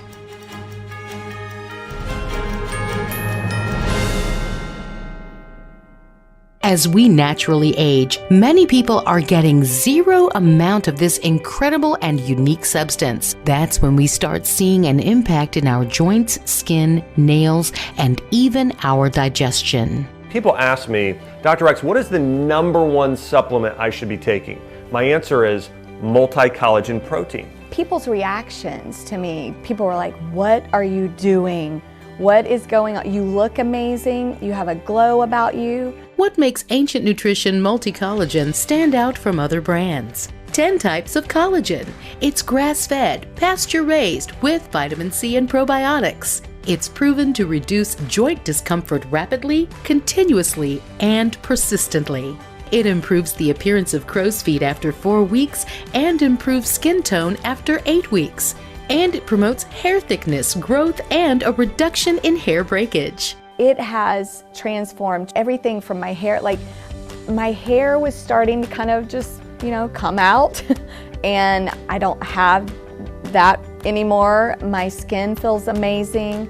Call the number on your screen and find out how to get a free bottle when you order, plus free shipping and our 30-day money-back guarantee. And as a bonus, we will include Dr. Josh Axe and Jordan Rubin's revolutionary book, Multi-Collagen Makeover, free with your order, plus free shipping and free returns. I have implicit trust in Dr. Axe because the plan worked. I'm living proof of it. This is the collagen protein that is backed by clinical studies. It's what my family uses, it's what I use, and I know you're gonna benefit in a big way as well. Love the results or get your money back. This special TV offer is not available in stores. Call the number on your screen or go online now.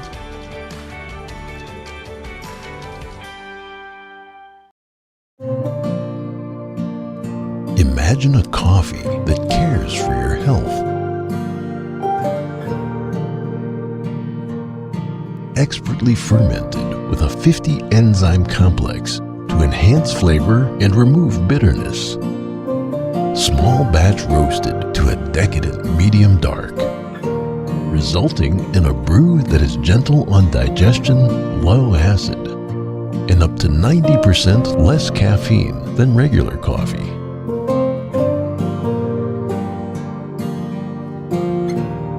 Try America's first enzyme fermented coffee today.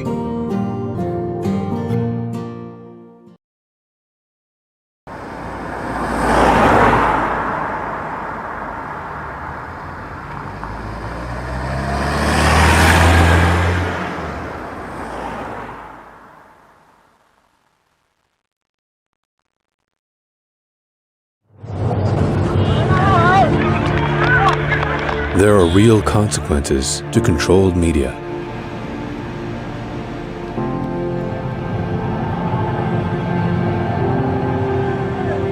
And NTD's founders know them firsthand. Our freedom of thought is the price.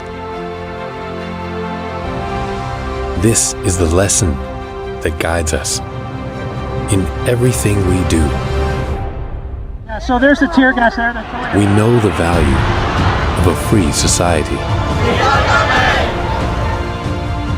And we take seriously the responsibility to preserve it. We are NTD.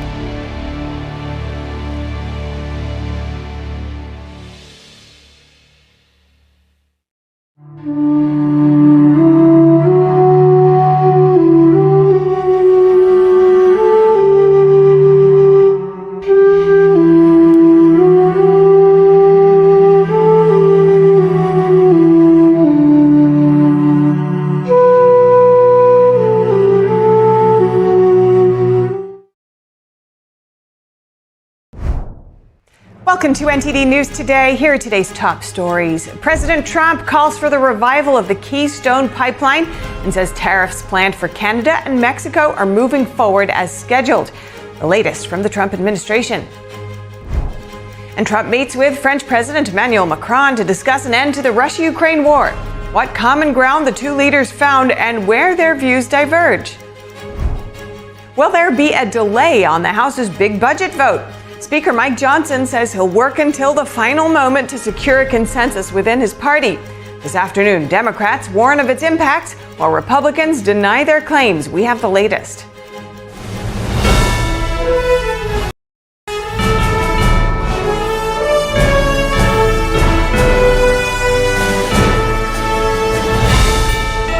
This is NTD News Today, live from our global headquarters in New York City. Today is Tuesday, February 25th. I'm Stephanie Cox, and President Trump is holding firm on tariffs for Canada and Mexico, saying they're moving forward as planned. Meanwhile, he's pushing for the revival of the Keystone XL pipeline with promises of swift approvals. NTD's Daniel Monahan has more on that and the latest on a debate-stirring email to federal workers. President Trump said Monday that tariffs planned for Canada and Mexico are moving forward as scheduled. Trump made the comments during a joint press conference with French President Emmanuel Macron at the White House. Trump previously signed an executive order to impose 25% tariffs on all imports from Canada and Mexico, which were set to take effect on February 4th. However, he agreed to pause the tariffs for 30 days, following last-minute phone calls with the leaders of the two nations. The agreement was that the two countries would use the time to take additional border security measures. Turning to energy, Trump said on Monday he wants the Keystone XL pipeline built and promised easy approvals and an almost immediate start for the project. The pipeline was opposed for years by environmentalists before its permit was revoked by the Biden administration. It would bring oil from Canada's western tar sands to U.S. refiners.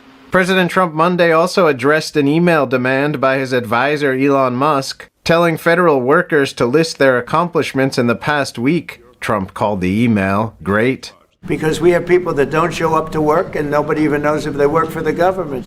The Office of Personnel Management has informed federal agencies that their employees can choose to respond or ignore the email. It says any response is voluntary, and not responding to it will not be considered a resignation. The guidance came after Elon Musk said in a Sunday post on X that failure to respond would be taken as resignation. Musk later wrote on X that people will be given another chance to respond, subject to the discretion of the president, but then doubled down on the firing threat, writing, failure to respond a second time will result in termination. Some Senate Republicans have taken issue with the threat of layoffs.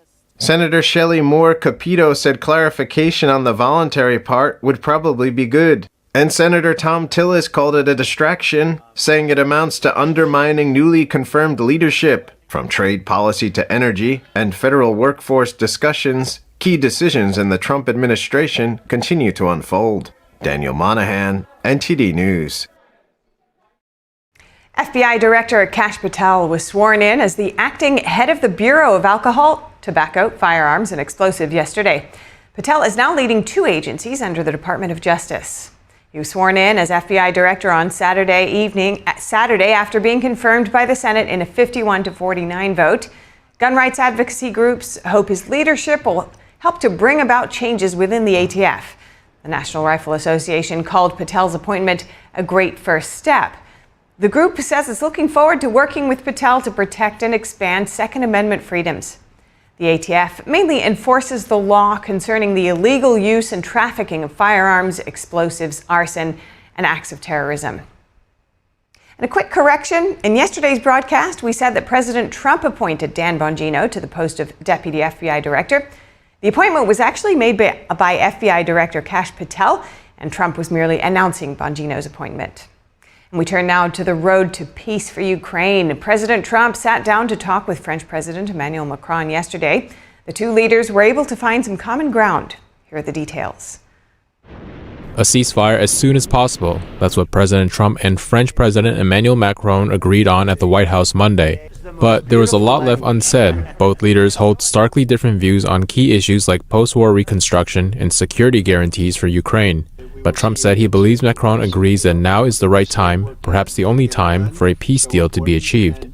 Trump also said Macron agrees with what he has long said, that Europe, not just the United States, needs to bear the cost of ensuring Ukraine's security. Macron told reporters at a joint news conference that Europe wants peace swiftly, but it doesn't want an agreement that is weak. He later repeated the concern in an interview with Fox News. Be careful, because we need something substantial for Ukraine, but for the security of Europe and France. And second, let's work together on the future to preserve security guarantees, meaning to be sure that this peace will be respected by Russia.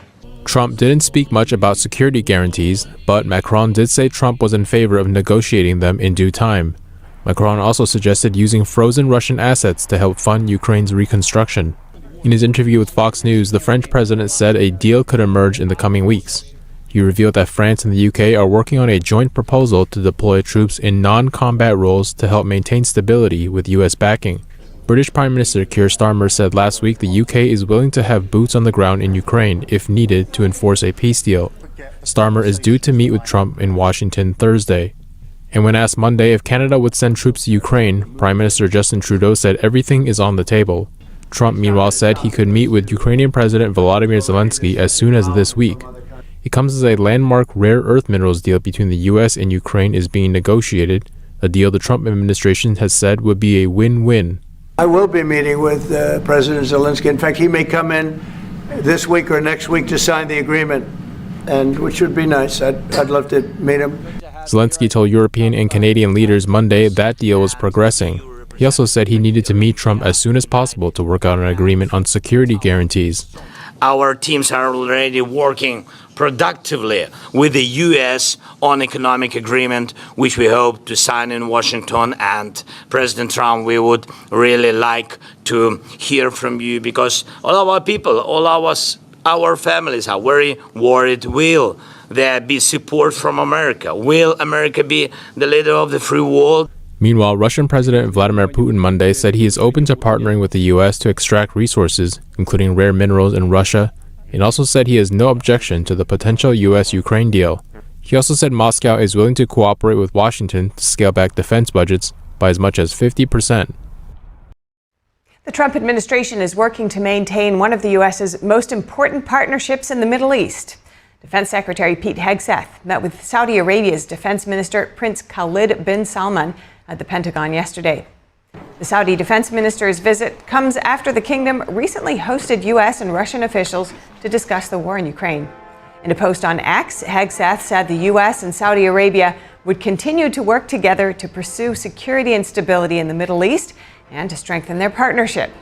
Hegseth will travel to Guantanamo Bay for a briefing on all mission operations today. The Pentagon says the update will include the ongoing operation to transfer migrants to the naval base in Cuba. Vivek Ramaswamy is running for the governor of Ohio. Here's the former Republican presidential candidate speaking in Cincinnati yesterday evening. I will lead Ohio to be the top state in the country, where patriots across America actually flock to instead of Florida and Texas. I will lead Ohio to be the state of excellence in America. Ramaswamy touted Ohio's fertile farmland, natural resources, and industrial and aviation achievements. The former co-leader of DOGE called for DOGE-like reforms in slashing red tape. Ramaswamy said he would lead the state of Ohio to become a destination for business growth and raising a family. And Florida Governor Ron DeSantis declined to endorse Representative Byron Donalds as his successor yesterday. Instead, he indicated his wife, Casey DeSantis, could make a strong candidate to lead the Sunshine State. The governor noted that President Trump had just recently entered office and would need the support of every Republican in Congress. DeSantis ran against Trump in 2024 before dropping out and endorsing the president. Donalds represents Florida's 19th district in the House of Representatives. He has not yet launched a gubernatorial bid. Trump said if he does, the congressman would have his, quote, complete and total endorsement. DeSantis took his office in 2019 and has reached his term limit. Casey DeSantis has not yet announced a campaign. However, she has not ruled one out either. And a federal judge has denied a request from the Associated Press to restore full White House access. The case stems from President Trump's administration barring AP journalists for referring to the Gulf of America as the Gulf of Mexico. U.S. District Judge Trevor McFadden rejected the AP's request for a temporary injunction, which would have reinstated access to the Oval Office, Air Force One, and the White House's events. McFadden said their restrictions apply to more private areas used by the president and differ from past cases where courts blocked press bans. He also noted the AP hasn't shown a strong likelihood of winning the case. A court hearing is set for March 20th. Rudy Giuliani's years-long saga with the two Georgian election workers is now over. It involves statements Giuliani made after the 2020 presidential election, accusing the workers of election fraud. Lawyers for Wandrea Moss and Ruby Freeman told a federal court the former New York mayor satisfied the defamation judgment against him. Giuliani reached a settlement to resolve the nearly $150 million judgment last month, narrowly avoiding a second trial. He was ready to fight for his Florida condo and New York Yankees World Series rings. The settlement is not public, but Giuliani kept his possessions and his New York and Florida homes. The former Trump attorney also agreed to never talk about the women in a defamatory way. Giuliani was held in contempt of court twice this year for noncompliance during the debt collection process. Health Secretary Robert F. Kennedy Jr. has ordered the delay of a new rule updating the definition of healthy on food product labels. The new Food and Drug Administration policy will not go into effect until April 28th. Here are some of the rules. Vegetable products must have at least half a cup of a vegetable to be labeled healthy. When it comes to dairy, items must have at least 2/3 a cup of dairy to meet the updated requirements. Proteins such as eggs and also some oils can be labeled healthy under the rule. Kennedy was recently confirmed by the Senate. He campaigned as an independent presidential candidate before dropping out and endorsing Donald Trump. Trump has suggested that 20% of Department of Government Efficiency, or DOGE, savings could be given to American families. It would be in the form of what Elon Musk calls a DOGE dividend. The idea came from James Fishback, the CEO of an investment management firm. Our data reporter, Kevin Hogan, has more from the Data Hub. That's mandatory funding. That's for Social Security, Medicare, Medicaid. You can't touch that. I mean, now Trump has said that he wants to preserve Medicare and Social Security and so on. Maybe they'll find some crafty ways, come up with a few billion, but saving hundreds of billions there, very unlikely. And then this, gray, that's the interest on the national debt. You got to pay that. That's about $1 trillion. So let's take out the two that they can't touch. And now you're left with what's called discretionary spending, right? So you got about just under $1 trillion for the non-defense. That's where Musk can make his moves and he can try to save American taxpayer dollars. And this is the defense industry, and that's just about $850 billion. So right there, that's where they can make their cuts. But Trump has said that he wants a strong military. So it's very unlikely that they're going to cut from defense. And if you add this up, I mean, that's less than $1 trillion in the non-defense discretionary spending. So how are you going to cut $2 trillion when there's only $1 trillion to cut, right? So let's dive into this a little further. Now you go into, for example, the defense budget. Pardon me, I'll pull this back up. So U.S. defense spending right now, that's broken up into a couple different categories. I mean, operations and maintenance, that's the biggest chunk right there. It's about a third. I mean, you got to maintain your depots and everything like that, do your operations. Military personnel, look at this. I mean, that's about a quarter, right? And then you have procurement. You got to build your aircraft carriers, your jets, and then R&D. You got to make sure those F-35s are in top prime condition, right? And then other, that's like about 5 to 7%, give or take. That's things like destroying chemicals or ammunitions that shouldn't be around anymore.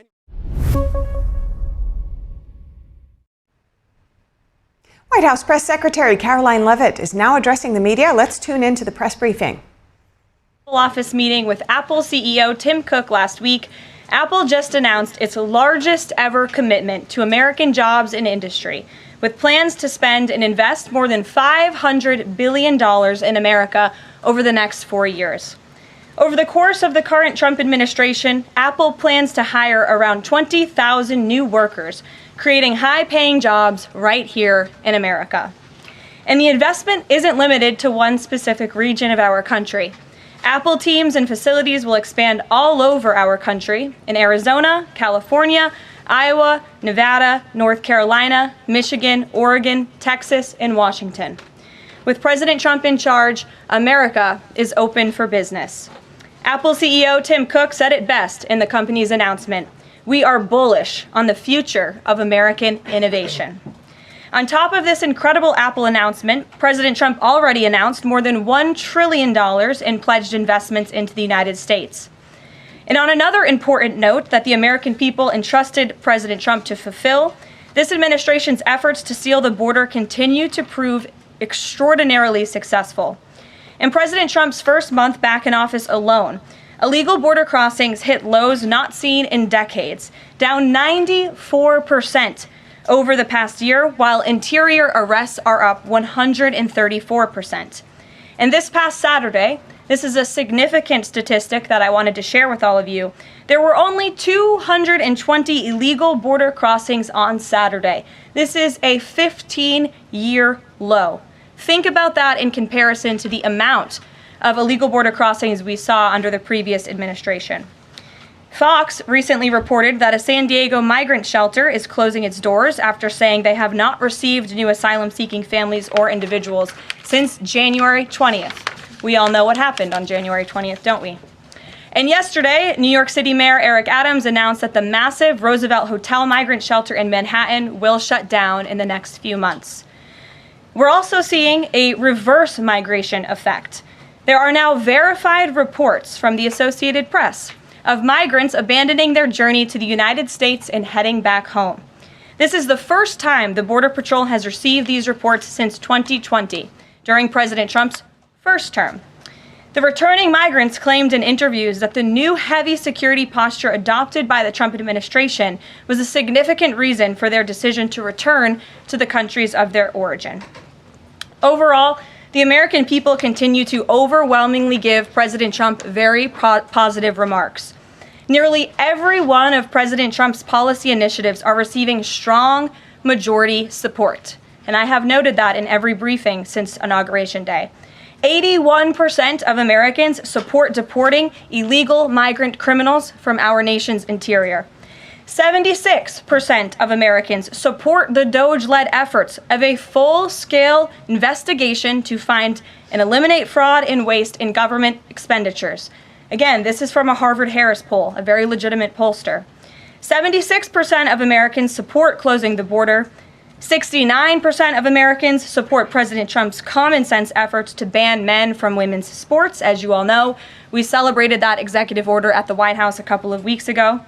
65% of Americans support the president's efforts to eliminate all preferences by race in the hiring and awarding of government contracts, which is another pledge that DOGE is working hard to fulfill. And 61% of Americans, vast majority, support the president's plan for reciprocal tariffs to ensure that other countries are treating us the way we have always been treated.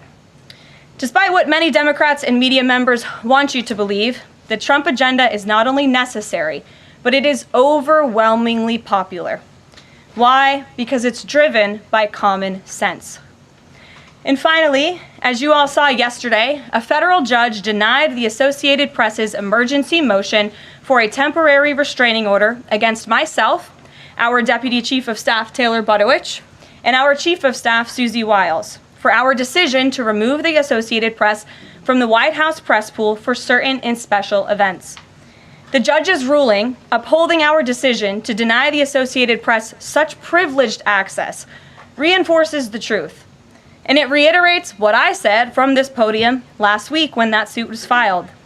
Asking the President of the United States questions in limited spaces such as the Oval Office in Air Force One is a privilege that unfortunately has only been granted to a few. It is not a legal right for all. The Trump administration has already proven to be the most transparent ever, and this president, the most accessible in history. This is evidenced by President Trump's daily press conferences in the Oval Office, where he takes many questions from the journalists who have the honor and privilege of standing before the beautiful Resolute desk. The president and this entire White House are committed to ensuring the American people continue to receive this same level of historic transparency, access, and visibility. In fact, we want to double down and give even greater access to the American people. We want more outlets and new outlets to have a chance to take part in the press pool, to cover this administration's unprecedented achievements up close, front and center. As you all know, for decades, a group of DC-based journalists, the White House Correspondents Association, has long dictated which journalists get to ask questions of the President of the United States in these most intimate spaces. Not anymore. I am proud to announce that we are going to give the power back to the people who read your papers, who watch your television shows, and who listen to your radio stations. Moving forward, the White House press pool will be determined by the White House press team. Legacy outlets who have participated in the press pool for decades will still be allowed to join, fear not, but we will also be offering the privilege to well-deserving outlets who have never been allowed to share in this awesome responsibility. Just like we added a new media seat in this briefing room, legacy media outlets who have been here for years will still participate in the pool, but new voices are going to be welcomed in as well. As part of these changes, we will continue the rotation amongst the 5 major television networks to ensure the president's remarks are heard far and wide around this world. We will add additional streaming services which reach different audiences than traditional cable and broadcast. This is the ever-changing landscape of the media in the United States today. We will continue to rotate a print pooler who has the great responsibility of quickly transcribing the president's remarks and disseminating them to the rest of the world. And we will add outlets to the print pool rotation who have long been denied the privilege to partake in this experience, but are committed to covering this White House beat. We will continue to rotate a radio pooler and add other radio hosts who have been denied access, especially local radio hosts who serve as the heartbeat of our country. And we will add additional outlets and reporters who are well suited to cover the news of the day and ask substantive questions of the President of the United States, depending on the news he is making on that given day. This administration is shaking up Washington in more ways than one. That's what we were elected to do. As I have said since the first day behind this podium, it's beyond time that the White House press operation reflects the media habits of the American people in 2025, not 1925. A select group of DC-based journalists should no longer have a monopoly over the privilege of press access at the White House. All journalists, outlets, and voices deserve a seat at this highly coveted table. So by deciding which outlets make up the limited press pool on a day-to-day basis, the White House will be restoring power back to the American people who President Trump was elected to serve. So in that note, in our new media seat today, we have Shelby Talcott, who is a White House reporter for Semaphore. In 2022, Semaphore launched as a global digital news platform with the aim of bringing meaningful innovations to the news industry. Today, they have nearly 1 million newsletter subscribers spanning 11 separate editions. With that, Shelby, I will take your questions. Thanks, Caroline. I've got two for you. One on foreign policy. Over the weekend, the president's special missions envoy, Rick Grenell, was talking about Venezuela, and he said that the president isn't someone who wants regime change. Other administration officials have made clear that they don't see Maduro as the rightful leader. What is this administration's policy on a new government in Venezuela? I think the president has made his position on Venezuela quite clear. He stands in opposition to the Maduro regime, and Secretary Rubio has spoken on this extensively as well. And then on DOGE, last night Elon Musk said that a failure to respond a second time will result in termination. Will there be additional rounds of the "what did you do this week" email from DOGE to federal workers? And what's the guidance on the federal workers who've been instructed by their agencies not to reply? So a couple of things on this. First of all, let's just take a step back and talk about this idea. The president sent out a truth last weekend to Elon Musk saying he loves everything Elon is doing and he wants him to be even more aggressive because DOGE thus far has proven incredibly successful in making our government more efficient. And so Elon and DOGE came up with this idea. Elon has implemented this at his private companies. It has proven successful. And it's a very simple idea when you think about it. All the Office of Personnel Management is asking, all this administration is asking, President Trump is asking, is for federal workers who live off of the American taxpayers' dime to send 5 bullet points of what they have done in the previous week. That is all we are asking for. And so the Office of Personnel and Management sent out additional guidance last night. Those responses should be directed to agency leadership, and the president defers to his cabinet secretaries, who he's obviously entrusted to pursue the guidance relative to their specific workforce. And for some of the agencies that you've seen who have said, please don't send these emails, it's in their best interest for that specific agency, and the president supports that. And let me be very clear, the president and Elon, his entire cabinet, are working as one unified team. And they are implementing these very common sense solutions. You're welcome. Jackie. Thank you. One follow-up on the question. So about the deadline, Alina Habba said that you have until tonight. Elon Musk said a failure to respond a second time would result in termination. So is that a real deadline? Should federal workers be looking to that guidance, or should they be looking to the agency heads? Like, what is the actual deadline? So again, the agency heads will determine the best practices for their employees at their specific agencies. Again, this was an idea that Elon come up with. DOGE worked with OPM to actually implement the idea, and the secretaries are responsible for their specific workforce. And this is true of the hirings and the firings that have taken place. And we advise federal workers, unless your agency has dictated you not to respond to this email. In fact, I can announce that we've had more than 1 million workers who have chosen to participate in this very simple task of, again, sending 5 bullet points to your direct supervisor or manager, CCing OPM. I actually participated in myself. It took me about a minute and a half to think of 5 things I did last week. I do 5 things in about 10 minutes, and all federal workers should be working at the same pace that President Trump is working and moving. We have a country to save, and we want this federal government to be responsive to the needs of the American people who re-elected this president to have historic, massive reform, and that's what the intention of this idea is. Can you clarify one thing, though? Because Elon Musk also said that a reason that they wanted this 5 things email was just to see if people are actually alive, citing that there are some federal workers who might not even be alive. So meantime, NBC is reporting that these responses are going to go into an AI generator to evaluate whether these jobs are necessary. So is it just to see if people are actually working, or is it an effort to maybe cut some of those jobs? I have not seen that NBC News report, and I haven't heard that from DOGE or from Elon himself. Again, this is to ensure that federal workers are not ripping off American taxpayers, that they are showing up to the office, and that they are doing their jobs. That's what the American people expect, and it's a very simple task to complete. I did it myself, and I was more than happy to do it because I'm very grateful that I am serving the American people on the American taxpayers' dime. DOGE should hire a spokesperson just so that Elon Musk doesn't put out tweets that then confuse federal workers. Are my press briefings not good enough for you, Jackie? John.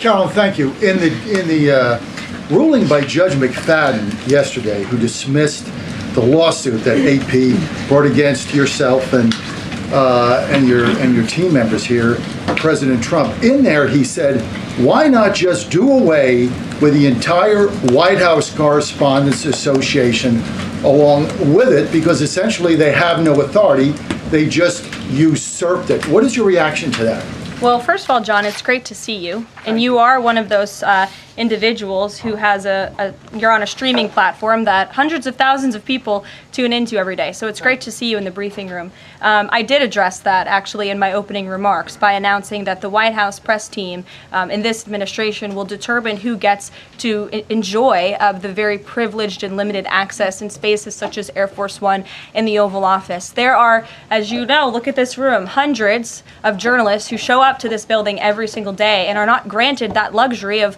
flying on Air Force One and asking the President of the United States questions. And so we want to ensure, again, everyone has a seat at that highly coveted table. But alas, the legacy media outlets who have been doing this for quite some time and have invested resources into covering the White House, their spots will remain, just like they have in this briefing room as well.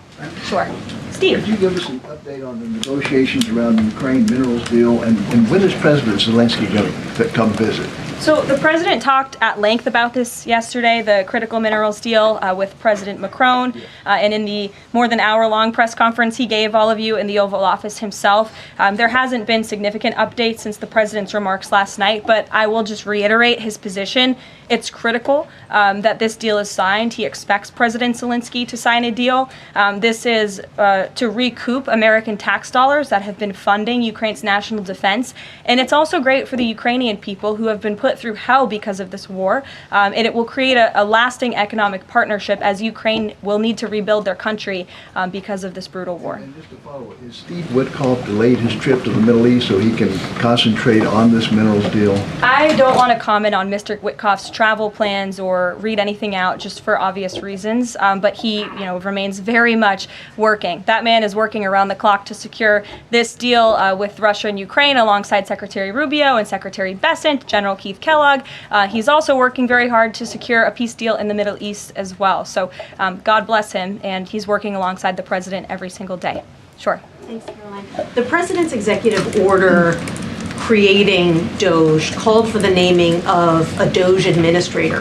Who is the DOGE administrator? So the president tasked Elon Musk to oversee the DOGE effort. There are career officials and there are political appointees who are helping run DOGE on a day-to-day basis. There are also individuals who have onboarded as political appointees at every agency across the board to work alongside President Trump's cabinet to find and identify waste, fraud, and abuse. And they are working on that effort every day. So is Elon Reagan. Musk the administrator? Reagan. Thanks, Caroline. I have two for you today, one on the border wall and one on the DHS investigation. Sure. First on the border wall. Border wall construction has restarted in Texas and California under contracts awarded under Trump's first term. Is the president looking to secure new contracts, and how is he defining success in terms of border wall construction this administration? The border wall is a signature promise of President Trump's campaign. He talked about it way back in 2015 and 2016, and people laughed at him for bringing up this idea. It's proven to be not only an idea that he delivered on in his first term and continues to deliver on in his second term, but it's also proven to be highly effective. In fact, we know where there were parts of President Trump's border wall built and standing under the previous administration, illegal border crossings dropped 87% where there was a border wall. So the wall is is an incredible deterrent factor for illegal migrant caravans. The president is committed to the continuation of the construction of the wall. And, the previous administration actually sold off the resources that the Trump administration secured to build the wall. And that's an egregious misuse of the American taxpayers' money. They just let those resources rot on the southern border. They actually sold them for pennies on the dollar. So this administration, DHS and ICE and Customs and Border Patrol and Tom Homan and all of the great people who are working on this effort are committed to continuing the construction of President Trump's border wall. DHS investigation into people who might be leaking within the administration. Will the White House release the names of the individuals that DHS Secretary Noem said were caught leaking details of the ICE raid? And can you share how many leakers have been caught so far and what agency they were a part of? I would defer you to DHS on the leakers that they have identified, but I know the president and this White House commend Secretary Noem for launching an internal investigation to identify those leakers because it's unacceptable for career bureaucrats who are standing in the way of the will of the American people and enacting President Trump's agenda. If they don't want to adhere to the will of the 77 million Americans who reelected President Trump, then they should go find another job. And if they continue to leak information, especially information that is critical to protecting Border Patrol agents and ICE agents who are out there doing jobs that not many people are willing to do, putting their lives on the line to protect our national security, then those individuals absolutely should be fired. And this administration is committed to finding them. Sure. Caroline, two questions for you. One related to Guantanamo Bay, the other to the White House Correspondents' Dinner. I wanted to get your response to some Washington Post reporting of the migrants who stayed over at Guantanamo Bay for the last 2 weeks. They told the Post they were rarely let outside. They were shackled and placed in what they described as cages and alleged that they were not treated as human beings. Does the White House have any response to those conditions? At Guantanamo Bay? It's a promise the president campaigned on, that if you invade our nation's borders, if you break our country's laws, and if then you further commit heinous, brutal crimes in the interior of our country, like raping and murdering innocent, law-abiding women and girls, and committing heinous acts of violence, then you are going to be deported from this country, and you may be held at Guantanamo Bay. These are criminals we are talking about. Don't forget that. Sure. So U.S. consumer confidence fell this month, the most since August of 2021. What is your message for Americans who are concerned about the impact of things such as tariffs on prices? Yeah, sure. Well, thank you for that question. It's obviously an important one. The president campaigned on reigniting the Trump economy and fixing the mess that was created by the previous administration. We know they created an economic and an inflation nightmare for the American people, and I'm not going to stand up here and lie to you like my predecessor did about the state of our economy. We understand there are people that are hurting, and this administration is wholeheartedly committed to ensuring that those individuals see relief and price reductions and tax cuts and in less regulations that are burdensome on their household and their businesses. And the president and this entire administration are focused on that every day. I can go through the very long list of economic actions this president has taken. I know you work for Bloomberg, so I'm sure you're well aware of them, but I can assure the American people that the president is very much focused on bringing down the cost of living crisis in this country that was created by the previous administration. I just have a quick follow-up. Sure. Is the president planning on whipping any votes for support for the House budget vote? And if so, to whom is he making calls? I'm not aware of any calls that he has made. I did talk to the president about his position on this just before coming down here, and he said that he's made it very clear to the Hill what his priorities for a budget are. He's said it to the Speaker of the House. He said it to Leader Thune. The Senate and the House know what President Trump wants and know what the American people want. And so he expects Congress to get it done. He's looking at the proposal from the House. He will also be looking at the proposal that I believe the Senate is drafting up as well. Sure. Thank you, Caroline. I have two questions. Does the United States, I'm sorry,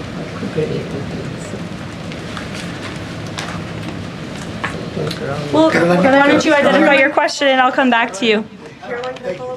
Sure, go ahead. Thank you. So, what guarantee that Israel will withdraw from Lebanon soil after 2 weeks, as the ceasefire terms indicates? I'm not sure about the guarantee that you're referring to. I can tell you that this administration remains very much engaged. We know the deadline for the Phase 1 ceasefire is imminent. So Steve Woodcock, whom I mentioned earlier, and the president's administration and his team and the president himself remain very much engaged. We want to see the ceasefire continue, and the president has made it very clear he wants to see all of the hostages who have been held in captivity in Gaza returned home. Jeff. Carolyn, I was wondering if is Elon Musk going to attend the president's first cabinet meeting tomorrow? He is, as a matter of fact. I spoke to the president about that before coming down here as well. And Elon, considering he is working alongside the president and our cabinet secretaries, this entire administration will be in attendance tomorrow just to talk about DOGE's efforts and how all of the cabinet secretaries are identifying waste, fraud, and abuse at their respective agencies. We look forward to the meeting tomorrow, and I think you'll be hearing from the president and his cabinet where they're on campus tomorrow. I hope you guys are excited. Since some of those cabinet members were caught off guard by the email from Nobody was Saturday. caught off guard. A few departments said they were caught off guard. The FBI was, the DOJ was. Did anonymous sources say that, or did the cabinet secretary say that? The cabinet secretaries and others have said that they were not aware that this was happening. So I'm wondering, will there be a give and take tomorrow at the cabinet meeting? Is Elon Musk or the president open to any type of dialogue about who is actually in charge of the chain of command of these workers? I would reject the premise of your question, Jeff. The cabinet secretaries have not said that. I know anonymous sources, probably career bureaucrats, have leaked that to many of you in this room. But as I said at the beginning of this press conference, everybody is working as one team, and the president respects the decisions of his cabinet secretaries to tell their staff, not to respond to that email because they did so out of interests of national security, and they don't want to obviously risk confidential information. It's pretty common sense. Dasha. Musk has obviously been doing a lot of work. He's been working every day, and a lot of the time weekends. He is designated as a special government employee, which means that he can only work 130 days per year. Is the White House expecting him to limit his work to 130 days, or are you going to work around those rules? Do you want to see him extend beyond the 130 So days? today is February 25th, so I think we've been here about 35 days roughly. So ask me in another 100 days. Daniel. Caroline, thank you. You opened up with a major announcement from Apple, $500 billion, 20,000 jobs, doubling its advanced manufacturing fund. Yeah. What does that signal that such a global brand would make what it called its largest ever spend commitment just a month into President Trump's second term? What does that signal about his economic vision for the country? President Trump is a deal maker, and he has restored confidence in business leaders around this entire world. Apple is one of the largest companies on the face of the planet. They employ hundreds of thousands of Americans, but the president wants to see more Americans employed, more investments here in the United States of America. And this is another fulfillment of the president's campaign promises. I recall President Trump at his rallies on the campaign telling the world that if and when I am elected, America is going to be back, and we want your investments to be driven onshore. We want you to hire American workers, and you will have the lowest regulatory burden, the lowest tax cuts, and the president has already proven he's committed to slashing regulation. He's counting on Congress to implement those tax cuts. And so people are encouraged by the president's, again, as Tim Cook called it, they're bullish about American innovation because of the leadership of this president. And it's a stark contrast to the leadership of the previous administration, Joe Biden, who I don't think spent any time trying to recruit any investments or jobs here at home. Mary. We're hearing from some Republicans who are voicing concerns about how these cuts are being carried out. Congressman McCormick, a Republican from Georgia, tells us he's worried it's too rapid for real people to adapt to. And he says he's concerned that it could come off as discompassionate, in his words, that it could risk undercutting the strong message that he feels you're trying to send about the need to cut government waste. Well, I think that was one comment from one senator, and I think, as I cited in my opening remarks in the poll, the most important people are the American people, and 77% of Americans at home support a full investigation into the waste, fraud, and abuse that the federal government has been spending their tax dollars on. So that's the people the president cares about most, and that's why we're fulfilling this pledge. And again, it should come as no secret to anybody. The president campaigned on doing this. The president yesterday said if you don't respond to this email, you will be fired or semi-fired. What does he mean by that? Again, I've been asked to answer this question 3 times now. It is semi-fired, but it's in the memo. The president again has entrusted his cabinet secretaries to oversee their workforce. That's why he nominated them to be cabinet secretaries, and so federal workers can be directed to their agency leadership. Caroline. Great, thanks, Caroline. I wanted to ask about a federal judge yesterday was saying that they didn't know who the DOGE administrator was and was asking the lawyer for the administration who it was, and the lawyer responded, "I don't know the answer to that. Can you tell us who the administrator of DOGE is?" Again, I've been asked and answered this question. Elon Musk is overseeing DOGE. No, Elon Musk is a special government employee, which I've also been asked and have answered that question as well. There are career officials at DOGE. There are political appointees at DOGE. I'm not going to reveal the name of that individual from this podium. I'm happy to follow up and provide that to you. But we've been incredibly transparent about the way that DOGE is working. John. The Republican budget. Thanks a lot, Caroline. Since your last briefing, there have been some personnel moves that have been announced by the president, and I wanted to ask you about them. One was the president replacing the chairman of the Joint Chiefs of Staff, General C.Q. Brown Jr. What was the reason for the president naming a replacement for General Brown?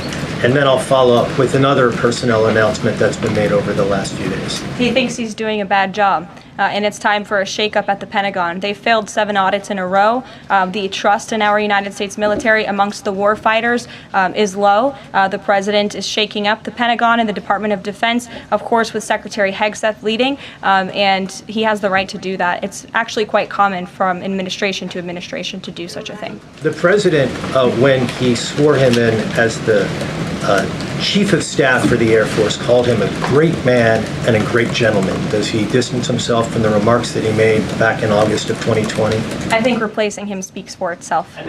James. There was one other one, if I'm sorry, thank you. On the FBI, the president also announced a new deputy director of the FBI, Dan Bongino. From what has been reported, and maybe this is not accurate reporting, you can tell me, the FBI director, Kash Patel, informed Republican senators that it would be an individual named as the deputy who was a special agent currently at the FBI, and of course Mr. Bongino is not. Well, what was the reason for naming Mr. Bongino to this position, and was Mr. Patel not correct in making that assurance to those senators? I'm not sure if anybody in this room has listened to Mr. Bongino when he talks about the past corruption at the FBI, when he talks about his experience serving for the United States Secret Service. This is a man who loves his country and who has honorably served our country in ways that many people have not. He understands the depth of the corruption at these institutions, which the American people re-elected President Trump to shake up. And I think it's quite despicable to see many networks in this room who have had chyrons on their television screens labeling Mr. Bongino as a far-right podcaster. He is not. He is a former law enforcement agent. He is a former Secret Service agent who put his life on the line to protect this country. And that is why the President of the United States has entrusted him for this important role. He's also an outsider to this Washington swamp. And we often see that when outsiders are appointed to such coveted positions, a lot of people in this city get very, very nervous. And they should be, because Dan Bongino and Kash Patel and Attorney General Bondi are focused on rooting out the corruption at these agencies and ending the weaponization of government once and for all. I'd like to end with something. As you all know, James, as you were just about to do before you know what, James? I'm feeling generous. Go ahead. I will take it. Thank you, Caroline. Sure. I wanted to ask Don't make about, me regret this. I wanted to ask about the Macron visit and the Russia-Ukraine talks in general. Sure. It's pretty clear to my eye that President Macron was performing a kind of delicate dance, lavishing praise on the president while seeking in his own remarks to try to bind President Trump to positions and even specific language that the president has not committed to heretofore. One of the most bracing comments from President Macron was when he said that the deal that President Trump is negotiating with the Russians must not be, quote, a surrender for Ukraine. all of the public points that we have heard from President Trump, from Secretary Hegseth, and from other administration officials talking about these negotiations have averred to, quite openly, to concessions from the Ukrainians that will have to be made. The minerals deal, the abandonment of their NATO ambitions, and other elements. So far, we have not heard any administration official suggest a single concession that the Russians should be prepared to make. And so I wonder if you could assure us, at a minimum, that this negotiation process will not be as one-sided as the Europeans seem to think it is, that in fact, President Putin will also be made to engage in some concessions to reach this deal. Well, I think the president knows how to make a deal better than anyone who has ever assumed the office of the American presidency.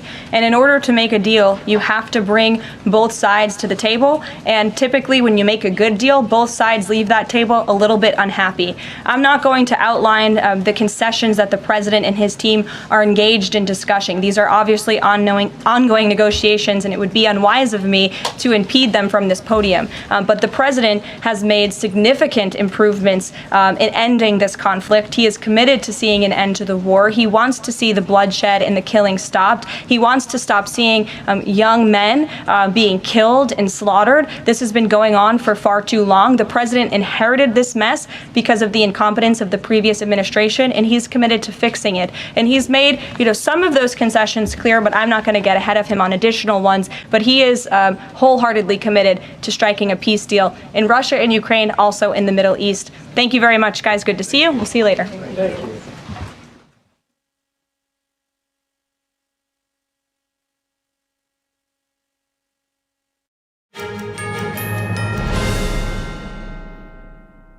The bladder control aisle. You won't shop here again. Your private business is your own. The constant struggle is over. Now there's a better way.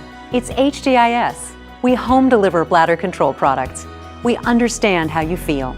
For over 25 years, we've home delivered to many of the 20 million Americans who deal with incontinence. We offer all brands. We pay shipping and use plain, unmarked boxes. If we can help you or someone you care for, call for your free product sample pack and $45 in money-saving coupons. Our counselors will help you choose the right product. And unlike stores, we're always in stock. You'll get what you need. Satisfaction guaranteed. HDIS, the better way. For your free sample pack with your free catalog, $45 in money-saving coupons, and free product samples, call 1-800-701-6159. That's 1-800-701-6159.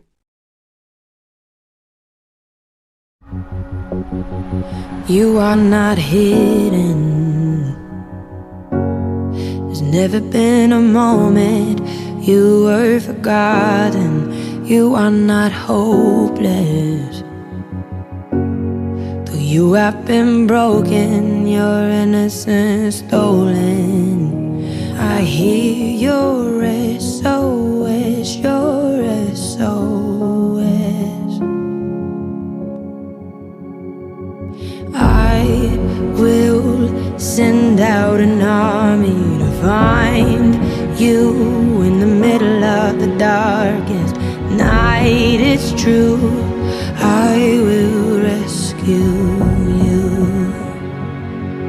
On streets across America, young people are homeless, abused, in danger. Covenant House is helping young people with nowhere else to turn, but the need is overwhelming. Please call or go online now with your gift of $19 a month. You'll help provide hot meals, safe shelter, medical care, and love to more than 2,000 young people who sleep at a Covenant House every night. Homeless young people are afraid and alone. Your monthly donation right now will show them they are loved and safe. I have no words to express how Covenant House changed my life. Call or go online now and give just $19 a month. We'll send you this comforting blanket as a reminder of the difference you're making in a young person's life. I will rescue you. Call or go online now to safeplacetosleep.org.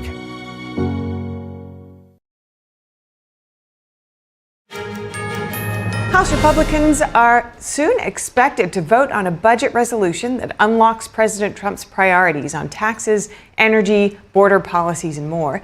Moments ago, Democrats railed against the measure, warning about impacts on Americans, while House leadership works to dispel what they say are lies.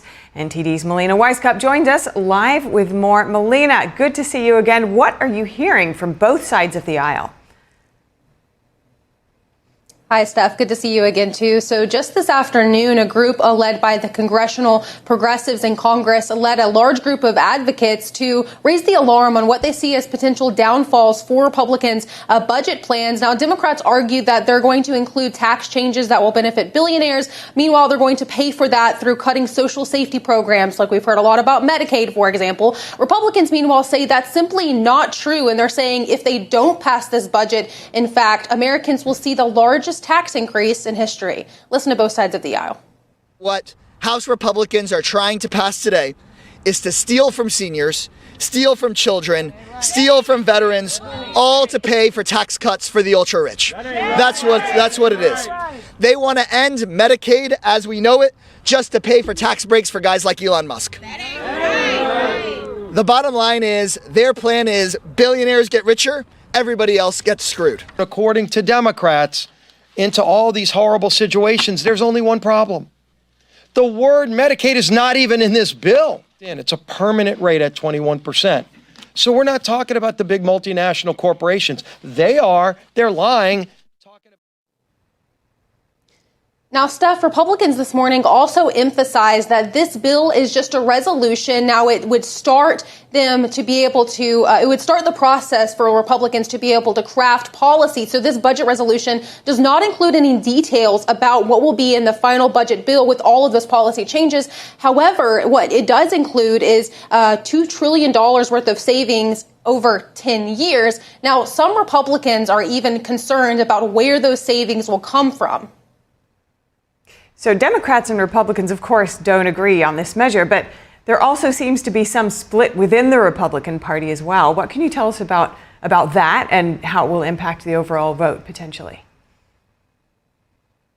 Right. So like I just mentioned, some Republicans are quite concerned about where the savings will come from. I mean, just for an example, $800 billion is going in this resolution framework is going to come out of the energy and commerce area. That includes social safety net programs like Medicaid. So some Republicans, especially in those moderate swing districts, are really concerned that beneficiaries will be impacted. Although, like I said, the framework doesn't specifically address Medicaid, like Leader Scalise said as well earlier. However, they're just wanting to get some reassurances that when they do start crafting that legislation, those cuts specifically will not be in there. So they're trying to work with leadership on this and just get those assurances right now. Now, how this could impact the final vote, remember, Republicans have a very, very slim majority, Steph. Speaker Johnson can only lose one vote or else this whole thing falls apart. And when Republicans were coming out of their closed-door meeting this morning, Congressman Thomas Massie, which is one of those no votes, or he was undecided before, but he said that meeting actually solidified his no vote. So just to put that into perspective,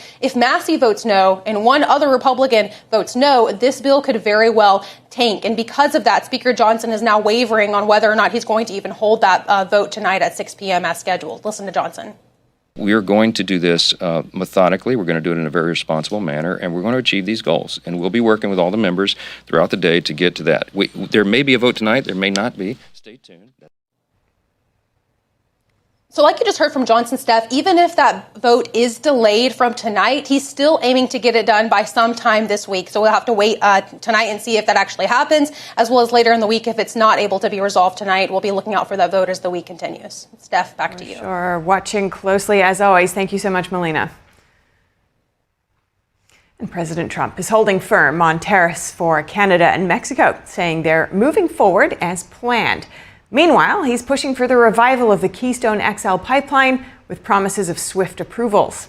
NTD's Daniel Monahan has more on that and the latest on a debate stirring email to federal workers. President Trump said Monday that tariffs planned for Canada and Mexico are moving forward as scheduled. Trump made the comments during a joint press conference with French President Emmanuel Macron at the White House. Trump previously signed an executive order to impose 25% tariffs on all imports from Canada and Mexico. which were set to take effect on February 4th. However, he agreed to pause the tariffs for 30 days, following last-minute phone calls with the leaders of the two nations. The agreement was that the two countries would use the time to take additional border security measures. Turning to energy, Trump said on Monday he wants the Keystone XL pipeline built and promised easy approvals and an almost immediate start for the project. The pipeline was opposed for years by environmentalists before its permit was revoked by the Biden administration. It would bring oil from Canada's western tar sands to U.S. refiners. President Trump Monday also addressed an email demand by his advisor Elon Musk, telling federal workers to list their accomplishments in the past week. Trump called the email great. Because we have people that don't show up to work and nobody even knows if they work for the government. The Office of Personnel Management has informed federal agencies that their employees can choose to respond or ignore the email. It says any response is voluntary, and not responding to it will not be considered a resignation. The guidance came after Elon Musk said in a Sunday post on X that failure to respond would be taken as resignation. Musk later wrote on X that people will be given another chance to respond, subject to the discretion of the president, but then doubled down on the firing threat, writing, "Failure to respond a second time will result in termination." Some Senate Republicans have taken issue with the threat of layoffs. Senator Shelley Moore Capito said clarification on the voluntary part would probably be good. And Senator Tom Tillis called it a distraction, saying it amounts to undermining newly confirmed leadership. From trade policy to energy and federal workforce discussions, key decisions in the Trump administration continue to unfold. Daniel Monahan, NTD News. FBI Director Kash Patel was sworn in as the acting head of the Bureau of Alcohol, Tobacco, Firearms, and Explosives yesterday. Patel is now leading two agencies under the Department of Justice. He was sworn in as FBI Director on Saturday after being confirmed by the Senate in a 51-49 vote. Gun rights advocacy groups hope his leadership will bring about changes within the ATF. The National Rifle Association called Patel's appointment a great first step. The group says it's looking forward to working with Patel to protect and expand Second Amendment freedoms. The ATF mainly enforces the law concerning the illegal use and trafficking of firearms, explosives, arson, and acts of terrorism. And a quick correction. In yesterday's broadcast, we said that President Trump appointed Dan Bongino to the point of Deputy FBI Director. The appointment was actually made by FBI Director Kash Patel, and Trump was merely announcing Bongino's appointment. For round-the-clock original news coverage, watch us live at ntd.com/live or download our NTD app. And be sure to stick around for NTD Newsroom at 2 p.m. Eastern. We'll cover more stories from the U.S. and around the world right after this break.